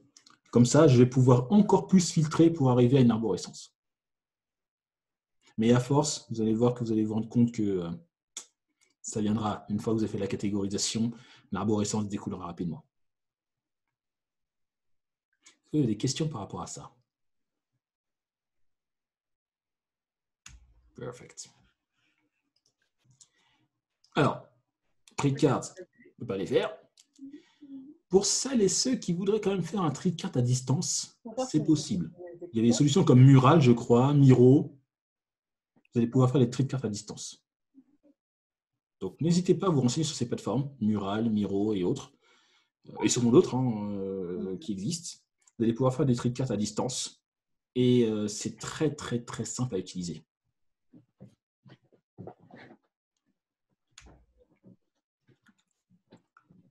Alors là, on parle de confinement, mais ça peut aussi servir pour plus tard. Parce que faire des tri de cartes, faire des ateliers, ça peut arriver lorsqu'on travaille sur avec des équipes qui sont Optimal Workshop. OK, parfait. Optimal Workshop, je ne connaissais pas. Parfait, je vais noter, merci. Donc là, on parle de confinement, mais potentiellement, c'est plus tard. Vous pouvez aussi le faire lorsque vous travaillez avec des équipes qui sont séparées physiquement. Il y en a qui sont à Paris, d'autres à Toulouse, d'autres à Bordeaux. Vous n'allez pas forcément attendre que tout le monde se réunisse dans une même salle. Vous pouvez faire votre travail du UX à distance. Donc pour moi, le confinement, outre les problématiques qu'il y a de sanitaire, de décès, j'en passe, c'est aussi pour nous, dans le digital, un moment très important pour apprendre à mettre en place des stratégies, des outils qu'on pourra utiliser par la suite et qui seront nécessaires par la suite. Moi, actuellement, je fais déjà beaucoup de choses à distance. Comme je l'ai dit, je suis mentor chez Open Classroom, donc on ne se voit jamais. Mais moi, ça, c'est moi. Beaucoup de personnes ne sont pas habituées. Donc, il faut apprendre aussi à mettre ça en place. Donc, n'hésitez pas à profiter de cette période, si je peux dire ça comme ça, profiter, pour apprendre à utiliser des outils, à découvrir des méthodes de travail, de communication, d'échange, qui vous permettront de pouvoir faire votre métier à distance. Pas de pause, mais on va continuer avec le cœur de la formation, les règles ergonomiques, que moi j'appelle les règles universelles de l'ergonomie. Alors, moi j'ai 6 règles. Amélie Boucher en a 12. D'autres en ont 10. D'autres en ont 18. D'autres en ont 9. Je ne suis pas là pour pouvoir dire qui est le meilleur. Ce n'est pas mon but. Ça ne sert à rien.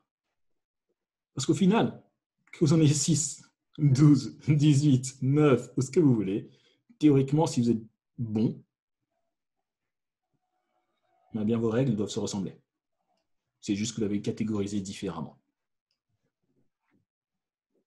S'il en manque, c'est que la personne, par contre, là, a oublié quelque chose d'important. Donc, sachez qu'il existe autant de chiffres et de nombres, chacun a sa petite sauce. Moi, j'en ai 6 parce que c'est plus facile à retenir 6 et parce que j'ai regroupé ça de manière logique. Mais j'avais commencé comme beaucoup de personnes avec les règles de Boucher, 12, et avec une autre américaine qui était de 15 ou 18. Je me suis dit, 15-18, c'est beaucoup trop. Boucher, 12, ça, c'est encore beaucoup trop. Donc, j'ai divisé encore et j'en suis arrivé à 6. Mais au final, ce sont les mêmes règles, c'est juste que j'ai regroupé autrement. La première de ces règles pour moi, c'est vous devez bien organiser vos pages, votre site et votre application. Ça veut dire quoi? Ça veut dire que vous devez déjà réaliser l'archi de l'information. Pour ça, l'outil le plus important que je vous ai expliqué, c'était le tri de cartes. Et vous pourrez après dérouler d'autres outils de l'archi qu'on pourra, si vous voulez, qu'on abordera pour plus tard ou que vous pouvez trouver facilement sur Internet. Vous devez peaufiner votre navigation.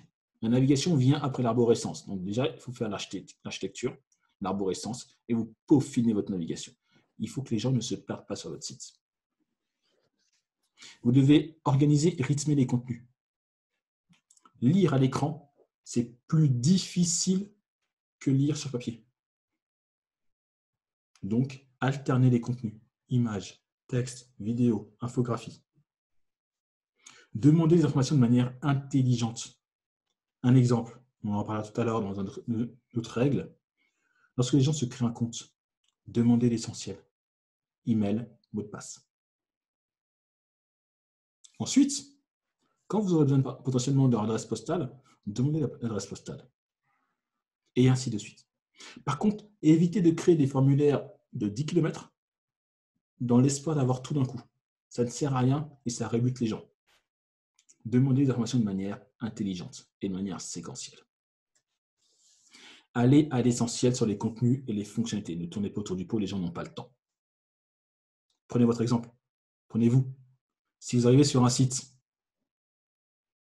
et que en 3, 4, 5 secondes, vous ne trouvez pas ce que vous recherchez, ok. Je t'enverrai le replay également. Tu mets ton adresse email si jamais je ne l'ai pas. Alors, allez à l'essentiel. Les gens n'ont pas de temps à perdre. C'est pareil pour vous. Si vous passez plus de 3 à 5 secondes sur une page et vous partez, vous allez voir le concurrent. Vos cibles feront la même chose. Supprimez les interactions inutiles. Respectez la police de caractère et les couleurs. Pratiquez la mise en avant. Slider, mise en avant sur les prix, plein d'outils du X qui existent pour cela. Réduisez le nombre de CTA, de Call to Action. Alors, moi, j'inviterais toujours à ne voir que 1 à 2 Call to Action par page. C'est déjà beaucoup, 2. Mais au pire, ça peut être le cas. Mais dans le meilleur des cas, c'est 1. En gros, il faut que dans une page, les gens n'aient qu'une action à réaliser possible. Psychologie cognitive et Gestalt. Abusez-en de ces 2 outils très puissants. Et pour finir, pour moi, apprenez l'HTML. Pas dans le but de devenir des geeks du code HTML, mais de comprendre les outils à votre disposition. Le pire, c'est quand j'ai des UX qui nous envoient des maquettes avec des composants graphiques qui n'existent pas en HTML. Comme ils n'ont aucune connaissance d'HTML, ils font des trucs beaux, design, sauf que ça n'existe pas en HTML, on ne peut pas le faire. Et après, ça s'étonne que les développeurs n'arrivent pas à respecter les maquettes. C'est normal. Donc, apprenez l'HTML pour au moins comprendre quels sont les composants qui existent dans la base des composants graphiques web que les développeurs peuvent utiliser. Alors, règle numéro 2, bien capitaliser sur les nouveaux usages web et mobiles. Je pars du principe que vos utilisateurs n'ont pas vécu dans une grotte ces 15 dernières années. Ça veut donc dire qu'ils ont une expérience de l'Internet déjà. Vous devez capitaliser sur cela. Exemple, je pose une question. Où se trouvent les logos sur une page web? En haut à gauche. En haut à gauche. En version mobile ou tablette, au milieu, mais toujours en haut. N'allez pas me mettre un logo en bas dans le footer. La barre de recherche, ça se trouve où généralement? En haut dans la navigation, généralement à droite, ou au milieu de la page. N'allez pas mettre le moteur de recherche ailleurs. Tout ça, pourquoi? Parce que ce sont des conventions et les gens sont déjà habitués à tout cela. Je dis et je le répète, je ne veux pas que les gens réfléchissent. N'allez pas mettre des éléments dans un endroit où il n'est pas habituel qu'ils soient présents. Parce que les gens vont réfléchir, vont se poser des questions. C'est un peu comme nous lorsqu'on a une boulangerie où il n'y a ni chocolatine, pain au chocolat, ni croissant. Why? Pourquoi? On se pose des questions, alors qu'on était à la base venu acheter quelque chose. Dès que les gens se posent des questions, il y a un risque au final qu'on les perde. Aider les internautes à aller plus vite. Pour ça, vous avez des outils qu'on peut mettre en place. Wishlist, à l'image d'Amazon. Favoris, bookmark. Le bouton achat en un clic d'Amazon, très puissant aussi, que tout le monde a repris maintenant. Prenez en compte les pays d'origine des internautes, parce que suivant leur pays, ils ont des habitudes différentes. Un seul exemple, la couleur rouge. En Chine et en Europe, la couleur rouge a une signification différente. Vous devez prendre en compte ce facteur-là. Auto-enregistrer les saisies dans les formulaires. Le pire, c'est quand quelqu'un remplit un formulaire, il se passe un truc, c'est pas forcément de leur faute, mais la page se recharge. Rappelez-vous dans quel état vous étiez la dernière fois que vous avez rempli le formulaire d'administration et que la page s'est rechargée. C'est horrible. C'est horrible, comme tu l'as dit. Oh my God. Vous ne voulez pas que vos utilisateurs aient ce sentiment sur votre site. Pas du tout. Et techniquement, c'est facile à mettre en place. Les développeurs ils peuvent le faire. Ce qu'on appelle des bases de données intégrées dans un navigateur, ce qu'on appelle les web storage, ça prend une ligne de code à faire. Une ligne. Ça ne prend même pas 5 secondes à coder. Mais il faut penser à le faire, à lui dire de le faire. Et là, vos utilisateurs vous diront merci. Parce que là, si ça se recharge, les informations sont déjà préenregistrées. Il n'y a plus qu'à saisir ce qui manquait, si quelque chose manquait. Alors, règle numéro 3, toujours bien informer l'utilisateur. Informez-les sur qui vous êtes. Ça, c'est facile. Logo, le nom du site et le menu. Avec le logo, ils savent qui vous êtes. Avec le nom du site et la baseline ou slogan, ils vont savoir ce que vous proposez, votre valeur ajoutée, votre offre. Avec le menu, ils vont savoir à 160 degrés, à 180 degrés ou 360 degrés, la pléthore de fonctionnalités importantes que vous proposez. Et ils vont savoir qui vous êtes. Ces 3 éléments sont importants sur une page, à bien peaufiner. Ensuite, aider les gens à savoir où ils se trouvent dans le site. Est-ce que vous connaissez les fils d'Ariane? Parfait. Donc, je ne détaillerai pas, je ne définirai pas ça. Donc, fil d'Ariane, n'hésitez pas à l'utiliser complètement et constamment. Feedback sur ce qui va arriver. Dites toujours ce qui va se passer une fois que la personne aura cliqué sur un bouton ou un élément de la page. Vous connaissez, je pense, Carglass. Carglass répare, Carglass remplace. Outre leurs vidéos kitsch, je ne sais pas s'ils font exprès ou si c'est vraiment un foutage de gueule, leur site à une époque était aussi pourri que leurs vidéos et leurs pubs. Quand on arrivait sur la page d'accueil, on avait un bouton, c'était marqué « Cliquez ici ». Bah non, j'ai pas envie de cliquer, moi. Il y a quoi derrière? En fait, quand on cliquait, on pouvait prendre rendez-vous avec un centre Carglass. C'était marqué le bouton « Cliquez ici ». Alors, depuis 2 ans, ils l'ont changé, donc quelqu'un a dû leur dire. Mais moi, c'était un exemple que j'allais toujours prendre à l'école, quand j'étais en école ou avec des clients, et ça faisait toujours rire tout le monde. On arrivait, mais non, je n'ai pas envie de cliquer. Pourquoi je cliquais? C'est-à-dire quoi cliquer ici? Non, c'est prendre rendez-vous. Vous devez expliquer ce qui va se passer derrière. Je crois que l'apôtre le plus connu dans ce domaine-là, c'est Steve Jobs. Il nous disait, vous ne devez pas expliquer la fonctionnalité, mais ce que les gens vont, ce que ça va apporter aux gens, les avantages de la fonctionnalité. Informer sur la disponibilité. Pareil, ça c'est surtout pour les sites d'e-commerce. Vous devez indiquer directement si le produit est disponible ou pas. Le pire qui puisse arriver, c'est que la personne arrive à la fin du processus d'achat. Et avant de le payer, vous leur dites « Ah, en fait, je suis désolé, il n'y en a plus dans le stock. » Vous savez déjà ce qui se passera. La personne va quitter votre site et va aller voir le concurrent. Indiquez dès le début la disponibilité. Vous devez aussi informer pour convaincre et rassurer. Vous devez informer pour pouvoir... vous devez informer avec les bons termes et les bonnes icônes. Ça veut dire quoi? N'allez pas chercher des termes et des icônes qui sont incompréhensibles pour tout le monde. Alors pour les icônes, je vous inviterai à utiliser le site Fantosum. Je ne sais pas si vous connaissez. Attends, je vous l'écris. C'est un site où c'est une librairie en fait d'icônes. Et à chaque fois qu'il rajoute des icônes, en fait, ce sont des icônes qui sont déjà massivement et mondialement acceptées par tout le monde. Flaticon, je ne connais pas, j'irai voir, je te dirais. Parfait, Flaticon. Mais en tout cas, n'essayez pas d'aller créer des icônes. C'est un truc qui arrive malheureusement souvent avec les designers. C'est qu'eux, ils veulent toujours créer des trucs tip-top. Oui, c'est bien, fais-toi plaisir. Mais en même temps, est-ce que tu es sûr que les gens vont comprendre ton icône? Pas forcément.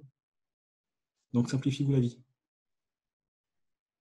Et dernière règle, affordance, affordance, affordance. Il ne faut pas que les gens se posent une question, il faut qu'ils comprennent directement à quoi sert tel ou tel champ.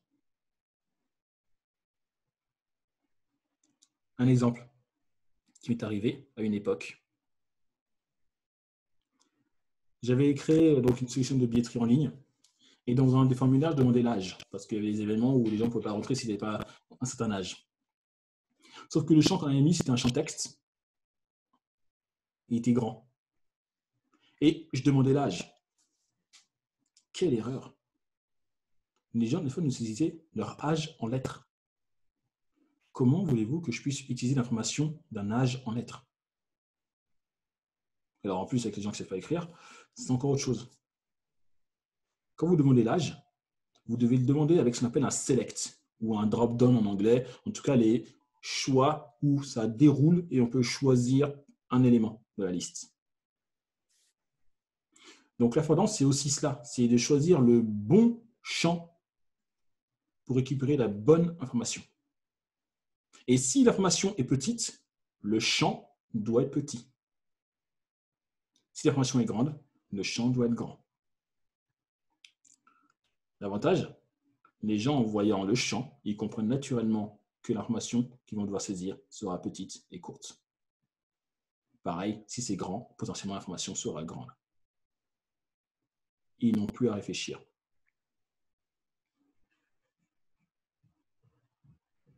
Alors, j'ai parlé de tunnel d'achat, mais on peut parler de tunnel d'achat, de tunnel d'inscription, de tunnel de beaucoup de choses. Tunnel, c'est voilà, c'est vraiment. À la fin, il faut qu'ils puissent réaliser ce que vous voulez qu'ils réalisent. S'inscrire à une newsletter, créer un compte, acheter, et ainsi de suite.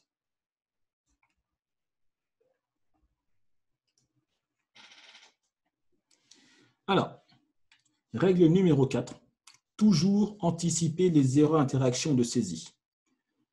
Ah, malheureusement, même si vous avez créé l'UX la plus tip-top qui soit, excusez-moi l'expression, la plus fantastique, formidable, si arrivé à un formulaire, par exemple, parce que généralement les problèmes de saisie, c'est dans des formulaires, et que vous ne les accompagnez pas dans la résolution de problèmes, votre UX, votre expérience utilisateur tombe immédiatement. Ma mère, par exemple, à chaque fois qu'elle arrive sur un site, elle ne retient jamais les mots de passe qu'elle saisit. Je ne sais pas comment elle fait, mais elle ne retient jamais les mots de passe qu'elle saisit. Elle m'appelle tout le temps. Si le site ne l'aide pas à récupérer le mot de passe aisément, elle s'énerve. Elle est frustrée. Ça, c'est vrai pour ma mère, mais c'est vrai en fait pour tout le monde. Vous devez anticiper les erreurs potentielles de saisie, d'interaction, et accompagner les gens dans la résolution du problème qui est créé. Ça peut être saisie de mot de passe, récupération de mot de passe. Ça peut être tout un tas d'autres éléments. Comment faire? Déjà, en amont, c'est identifier que là, il y a un risque. Même sur un champ basique, il peut y avoir un risque. Donc, je libelle, en gros, je mets un petit label, soit dans le champ, soit au-dessus du champ. J'indique s'il est obligatoire avec une étoile, par exemple.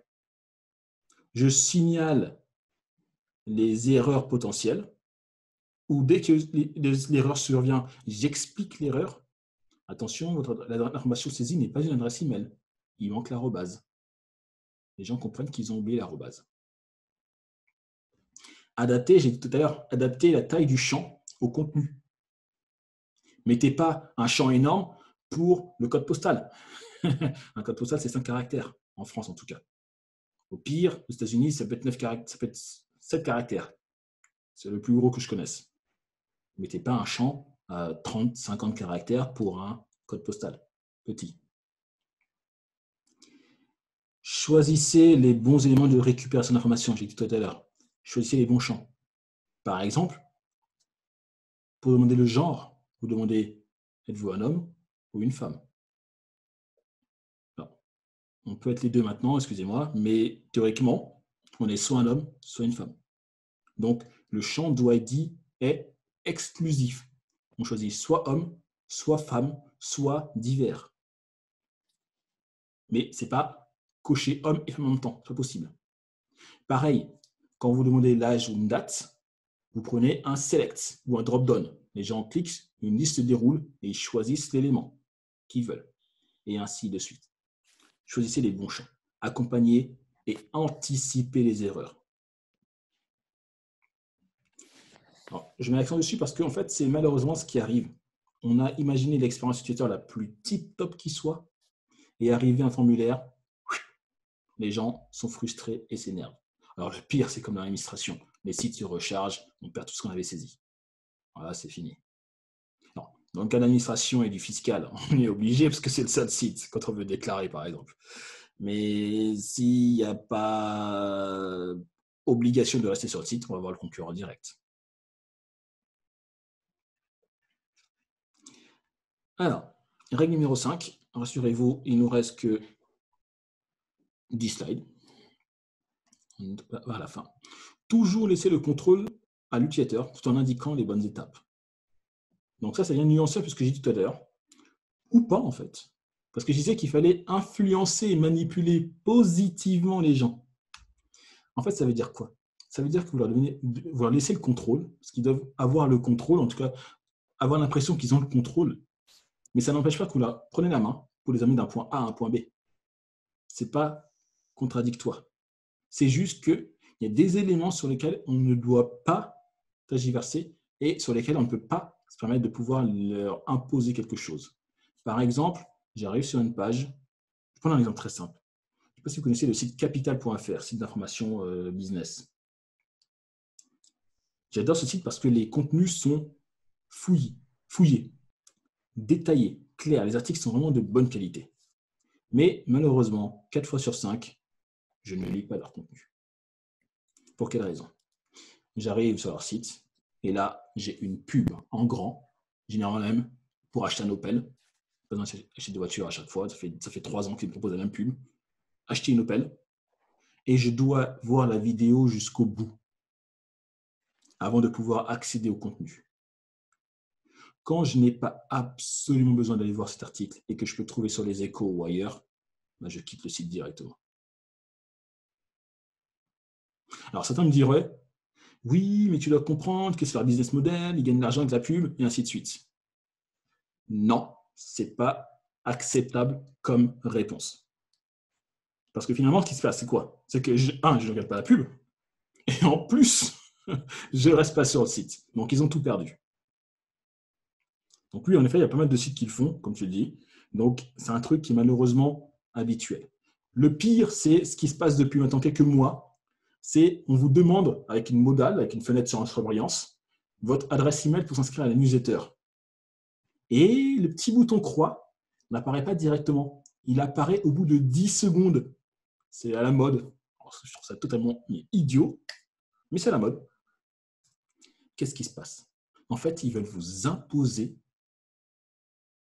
de vous enregistrer à la newsletter. Si je n'ai pas envie, j'ai le droit. Pourquoi tu as caché le bouton croix? Donne-moi la croix. Je n'ai pas besoin d'attendre 10 secondes pour être sûr que je n'ai pas envie. Je sais dès le début que je n'ai pas envie de saisir mon adresse email. Donc voilà ce que j'explique quand je dis laissez le contrôle. Vous ne devez pas être intrusif et imposer des choses. Ça n'empêche pas que vous allez, une fois que la personne est sur le site, l'amener d'un point A à un point B, acheter, ajouter au panier d'achat, saisir une donnée, s'inscrire ou ce que vous voulez. Ce n'est pas contraire. C'est juste que je n'impose rien. Vous devez aussi respecter les conventions. La convention, par exemple, c'est le bouton back, le bouton de retour arrière. Vous devez le conserver sur la page. Et il doit être libre d'accès. Ça veut dire que si je fais bouton back, je n'ai pas une fenêtre qui me dit « Est-ce que tu es vraiment sûr de retourner en arrière ?» Oui, je suis sûr. Sauf que maintenant, j'ai envie de partir de ton site. Dommage pour toi. Vous devez… Alors, je peux comprendre techniquement pourquoi des fois les développeurs le font. Parce qu'ils se disent que lorsque la personne revient en arrière, comme je n'ai pas enregistré les champs du formulaire, ils peuvent potentiellement perdre ce qu'ils sont en train de saisir. Non, bah, tu l'enregistres automatiquement avec ce que j'ai expliqué tout à l'heure. Les web storage, c'est une ligne de code. Tu l'enregistres dans le navigateur. La personne, lorsqu'elle revient sur cette page, elle va retrouver l'information. Même, ça dure ad vitam aeternam. Parce que c'est le développeur qui dira, lui-même volontairement, supprime le contenu. Donc, c'est-à-dire que les données sont là pendant 1 an, 10 ans, 100 ans. Donc, cette pratique habituelle, il faut l'arrêter. Alors, je le dis, malheureusement, ça se fait encore toujours sur certains sites. Mais outre cela, influencez-la comme vous le souhaitez avec toutes les règles de la psychologie cognitive qu'on a vues. Alors, dernière règle, vous devez rendre votre site accessible à 100% des 4 milliards ou 6 milliards, je ne connais pas le vrai chiffre, d'internautes dans ce bas monde. Ça veut dire quoi? Accessibilité. Vous devez inclure tout le monde. Ceux qui sont bienvoyants, bien-entendants, mais aussi ceux qui sont malvoyants et malentendants. Vous savez que potentiellement, je crois que c'est 1 personne sur 7 est daltonienne. C'est énorme. 1 personne sur 7 qui va sur votre site est daltonienne. Elle n'arrive pas à faire la distinction entre les couleurs. Ensuite, contraste, couleur, taille des caractères.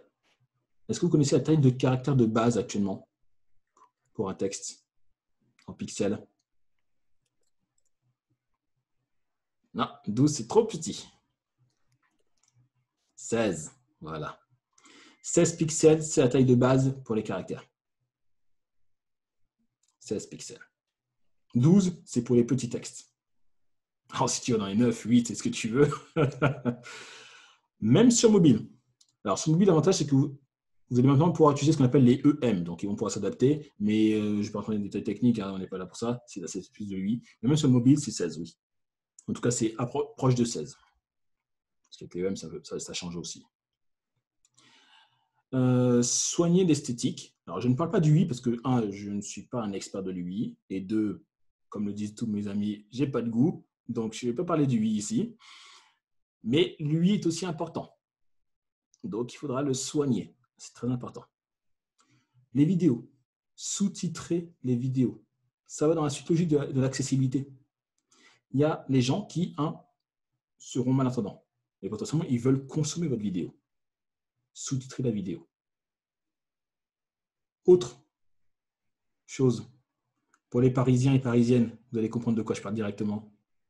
Tous ces, on va dire avec tous ces rigolos qui dans le métro nous mettent leur musique, leurs vidéos plein son, comme si on avait besoin d'entendre leurs vidéos. 1, certes, ils sont mal polis, mais 2, des fois, c'est aussi parce que le contenu n'est pas sous-titré. Et donc, ils sont obligés de mettre le son pour entendre ce que les gens disent. Le respect. Alors moi, j'attends même, je ne veux pas dire que les gens sont plus disciplinés à Bordeaux, c'est pas le but, c'est quand même un mini pareil quoi qu'il arrive. Mais ouais, j'ai plus ce comportement dans les transports. Bon, il n'y a pas de métro. J'ai plus ce comportement dans les transports. Et à Paris, quand je remonte à Paris, hein, 2-3 fois par mois, parce que j'ai quand même des clients là-bas, c'est un truc qui m'horripile à chaque fois. Mais il y a des raisons. Alors certes, il y a des impolis, des mal polis, ça c'est clair net, mais il y a aussi des raisons. C'est que des fois, les vidéos ne sont pas sous-titrées. Et l'autre problème qui peut arriver, la personne peut avoir un device qui soit cassé. L'audio ne marchera pas, mais elle veut consommer votre vidéo. Sous-titrer la vidéo. Alors, vous avez l'avantage, c'est que YouTube le fait automatiquement maintenant. Mais si vous pouvez le faire, dans Adobe Premiere, ce n'est pas très compliqué, sous-titrer vos vidéos. Alors, prenez en compte la surcharge informationnelle. Je vais donner un exemple concret, comme ça vous allez comprendre directement de quoi je parle. Imaginez que votre cible va utiliser votre application à 19h30. 19h30, ça veut dire quoi? Ils ont passé une journée entière au travail, potentiellement avec un patron qui les a saoulés. On va être clair et net. Ils ont potentiellement pris les transports, ou pire que ça, les bouchons en voiture. Ils ont les gamins à côté qui crient, qui s'excitent, qui tournent autour d'eux. Est-ce que vous pensez une seule seconde qu'ils vont être capables de pouvoir retenir quelque chose? Non, aucune chance. C'est ce qu'on appelle la surcharge informationnelle. Vous devez prendre en compte le facteur que les gens, potentiellement, à divers moments de la journée, ils pourraient ne pas retenir autant d'informations que vous voulez. Donc, vous devez les accompagner et leur faciliter la vie. À votre avis, J'espère qu'il n'y a pas de fans d'Hanouna ici. Mais à votre avis, pourquoi à 18h30, 19h, 19h30, les seuls trucs qu'on a à la télévision, c'est du Hanouna, c'est du qui veut gagner je ne sais pas quoi, des millions, je ne sais pas quoi, et ainsi de suite. Le but, c'est que les gens, ils l'ont compris, les gens ne sont plus capables de réfléchir à cette période de la journée. Je le regarde jamais, moi non plus, t'inquiète pas, mais clairement, si tu allumes la télévision, tu vas voir qu'à ces moments-là de la journée, à 18h30 jusqu'à 20h, ou Netflix, mais là c'est différent, c'est que toi tu prends le choix d'aller sur Netflix, ouais. Donc les gens ne peuvent pas réfléchir, donc tu proposes des contenus. Alors le pire, c'est la télé-réalité. La télé-réalité, c'est vraiment à ces heures-là qu'elle tourne à fond, parce que les gens ne peuvent pas réfléchir à cette heure-là. Alors je dis cette heure-là, mais c'est aussi pareil à midi. Imagine que tu me proposes un contenu à 12h30, 13h, et moi j'ai faim. Mais je ne vais pas retenir beaucoup de choses, parce que je pense à un moment qui gargouille. Donc, vous allez devoir apprendre à analyser ces facteurs-là. Et c'est pour ça que dans le persona, c'est important de pouvoir demander aussi à quel moment dans la journée ils vont pouvoir utiliser votre solution. Alors, pour finir, fiabilité des techniques du site. Encore une fois, très important. Je crois que c'est Amazon qui l'avait dit. Oui, c'est Amazon. En réduisant d'1 seconde le chargement de leur page, ils ont fait un gain de 100 millions de dollars. Ça veut dire que les gens n'ont plus le temps d'attendre que les pages se chargent. Votre site doit être rapide. Ça, ce n'est pas de votre faute. Mais vous devez le prendre en compte et mettre l'accent dessus durant les tests avec les développeurs. Et pour finir, c'est la cerise sur le gâteau, c'est l'effet waouh. Vous devez ajouter des composants sociaux et des micro-fonctionnalités dans votre page. Les gens aiment cela. Ils adorent cela. Je vais prendre un autre exemple. Vous voyez, j'aime bien l'exemple. Moi, c'est parlant et c'est clair directement. J'avais fait pour un client, c'était les hôpitaux de Bordeaux. En tout cas, les hôpitaux à côté de Bordeaux. Hein. On avait fait des personas pour un logiciel de comptabilité. La comptabilité, c'est un truc chiant. Personne n'a envie de faire la comptabilité. Et on s'est rendu compte avec les enquêtes utilisateurs que même les comptables eux-mêmes ne faisaient pas la saisie. Ils demandaient ça à la secrétaire ou à l'assistante. L'assistante qui, elle, a un autre besoin. Faire la saisie, c'est pas un problème parce qu'elle sait très bien qu'il faut qu'elle passe par ça au début. Mais elle a forcément envie que son patron lui dise qu'il a fait du bon travail. Ça, c'est pas un truc que les gens le disent naturellement. Tu as fait du bon travail en entreprise. Ça arrive, mais c'est rare. Donc, à force de creuser, de poser des questions, de faire des enquêtes, on s'est rendu compte que dans le logiciel qu'ils devaient développer, ou en tout cas que leur prestataire devait développer, une petite micro-fonctionnalité sociale serait un gain énorme. Il suffisait en fait que de ça pour que les gens soient satisfaits de saisir les données. Parce que maintenant, c'est des formulaires qui sont forcément énormes. On ne peut pas décomposer en plusieurs formulaires. Il fallait un truc énorme. C'était de mettre un petit cœur lorsque l'information était envoyée au comptable. Je m'explique. La petite Sarah, c'est le personnage qu'on avait imaginé. Sarah saisit les données. Elle dit valider. Le comptable, lui, il reçoit l'information, il le relit rapidement. Généralement, c'est fini. Il ne dit pas merci, il ne dit pas bon travail, il s'en fout réellement, il fait son travail. On a imaginé que si la personne pouvait mettre un commentaire, mais surtout un petit like, comme sur Instagram et Facebook, et que Sarah voyait ce petit like et ce petit cœur, ça lui ferait un petit boost émotionnel, un petit boost de confiance. Elle serait contente de faire la même chose la prochaine fois, de ressaisir à nouveau. Alors vous allez me dire, c'est anecdotique, c'est peut-être triste, oui ou pas, je ne sais pas. Mais surtout, c'est important. On se rend compte que les gens ont besoin, pyramide de Maslow, qu'on les reconnaisse. Et il suffisait de ça, finalement, pour que la solution qu'on ne pouvait pas faire, décomposer le formulaire, soit acceptée par les personnes qui saisissent les données. Je donne un exemple bien concret dans un monde bien chiant qu'est la comptabilité. Ça peut se voir à tous les autres niveaux. Il y a tous les autres niveaux dans un logiciel, dans une interface. Donc, vous devez penser aux éléments sociaux. On le voit tous les jours, les réseaux sociaux, les gens aiment, preuve sociale. Vous pouvez mettre ça en place. Alors, sur les règles de l'ergonomie, les 6 règles, c'est fini. Donc, vous voyez, entre la psychologie cognitive, les règles d'ergonomie, les benchmarks et les personas, on a déjà beaucoup de choses pour pouvoir créer un UX et une expérience optimale. Et dans notre cas, on a énormément d'informations, excusez-moi, pour pouvoir créer et faire, excusez-moi, comme ça 21h, un audit qui va tout simplement être exceptionnel. Alors, c'est presque fini, rassurez-vous. Il y a juste 2 petits éléments que je n'ai pas détaillés, mais je vais vous expliquer rapidement, qui vont vous aider à encore plus améliorer votre expérience utilisateur. La gamification. Est-ce que vous connaissez le terme de gamification? Oui. Parfait.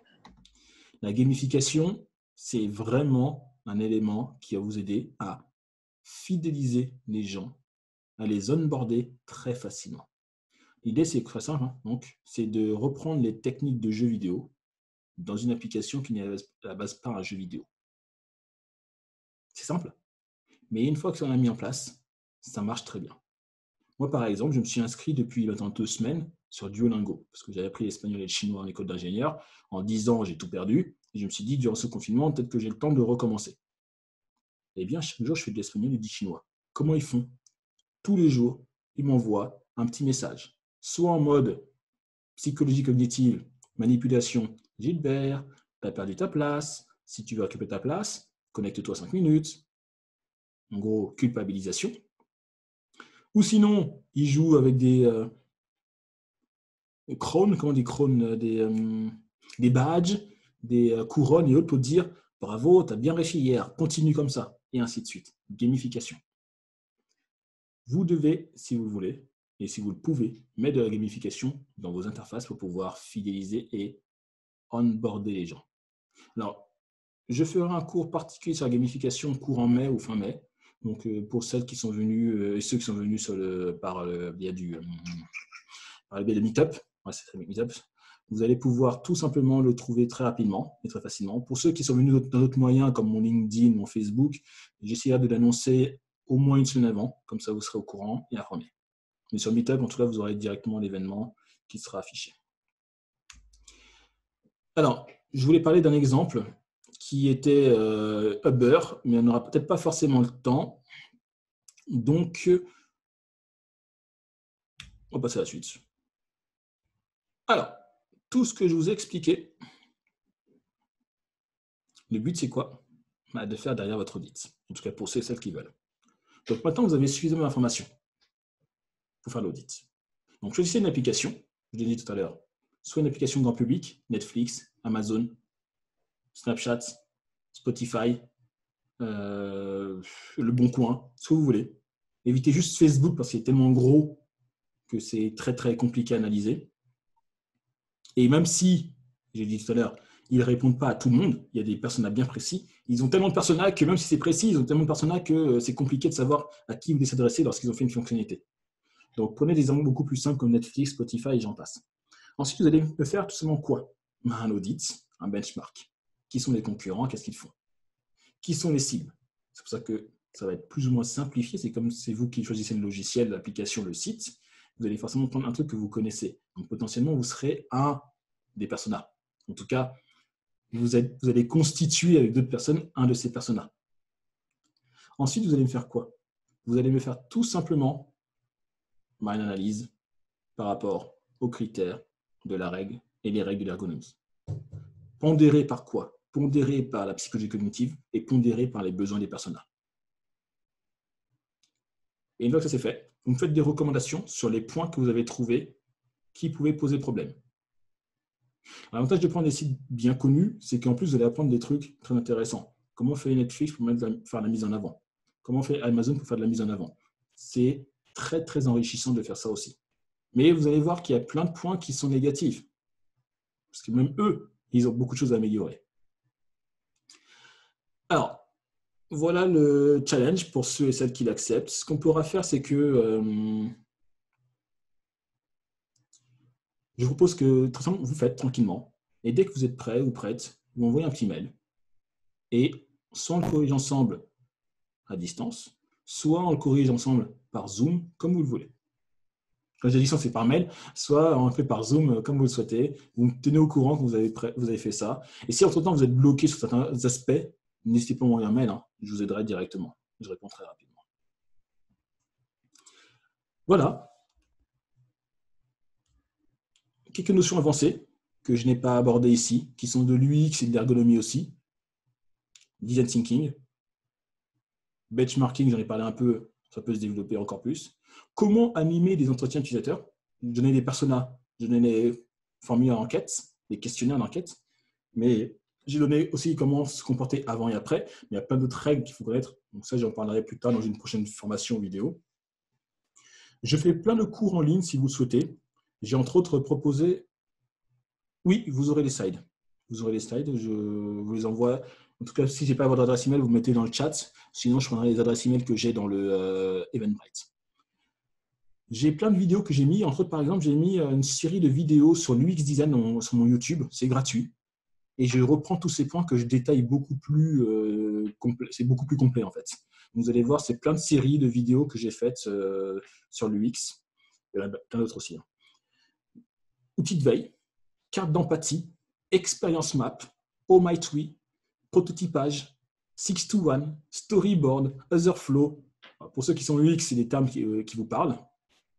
Pour les autres, c'est de l'UX. Si ça vous intéresse, restez connectés à mon LinkedIn, Facebook, Instagram, ce que vous voulez, YouTube, et vous verrez passer des offres, soit des vidéos, soit des propositions de meet-up sur ces sujets.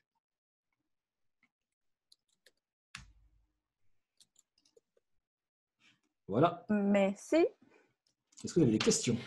Merci beaucoup. C'était clair pour tous? Oui, oui, oui. C'était très sympa. Parfait. C'était très cool, ouais. Parfait, parfait.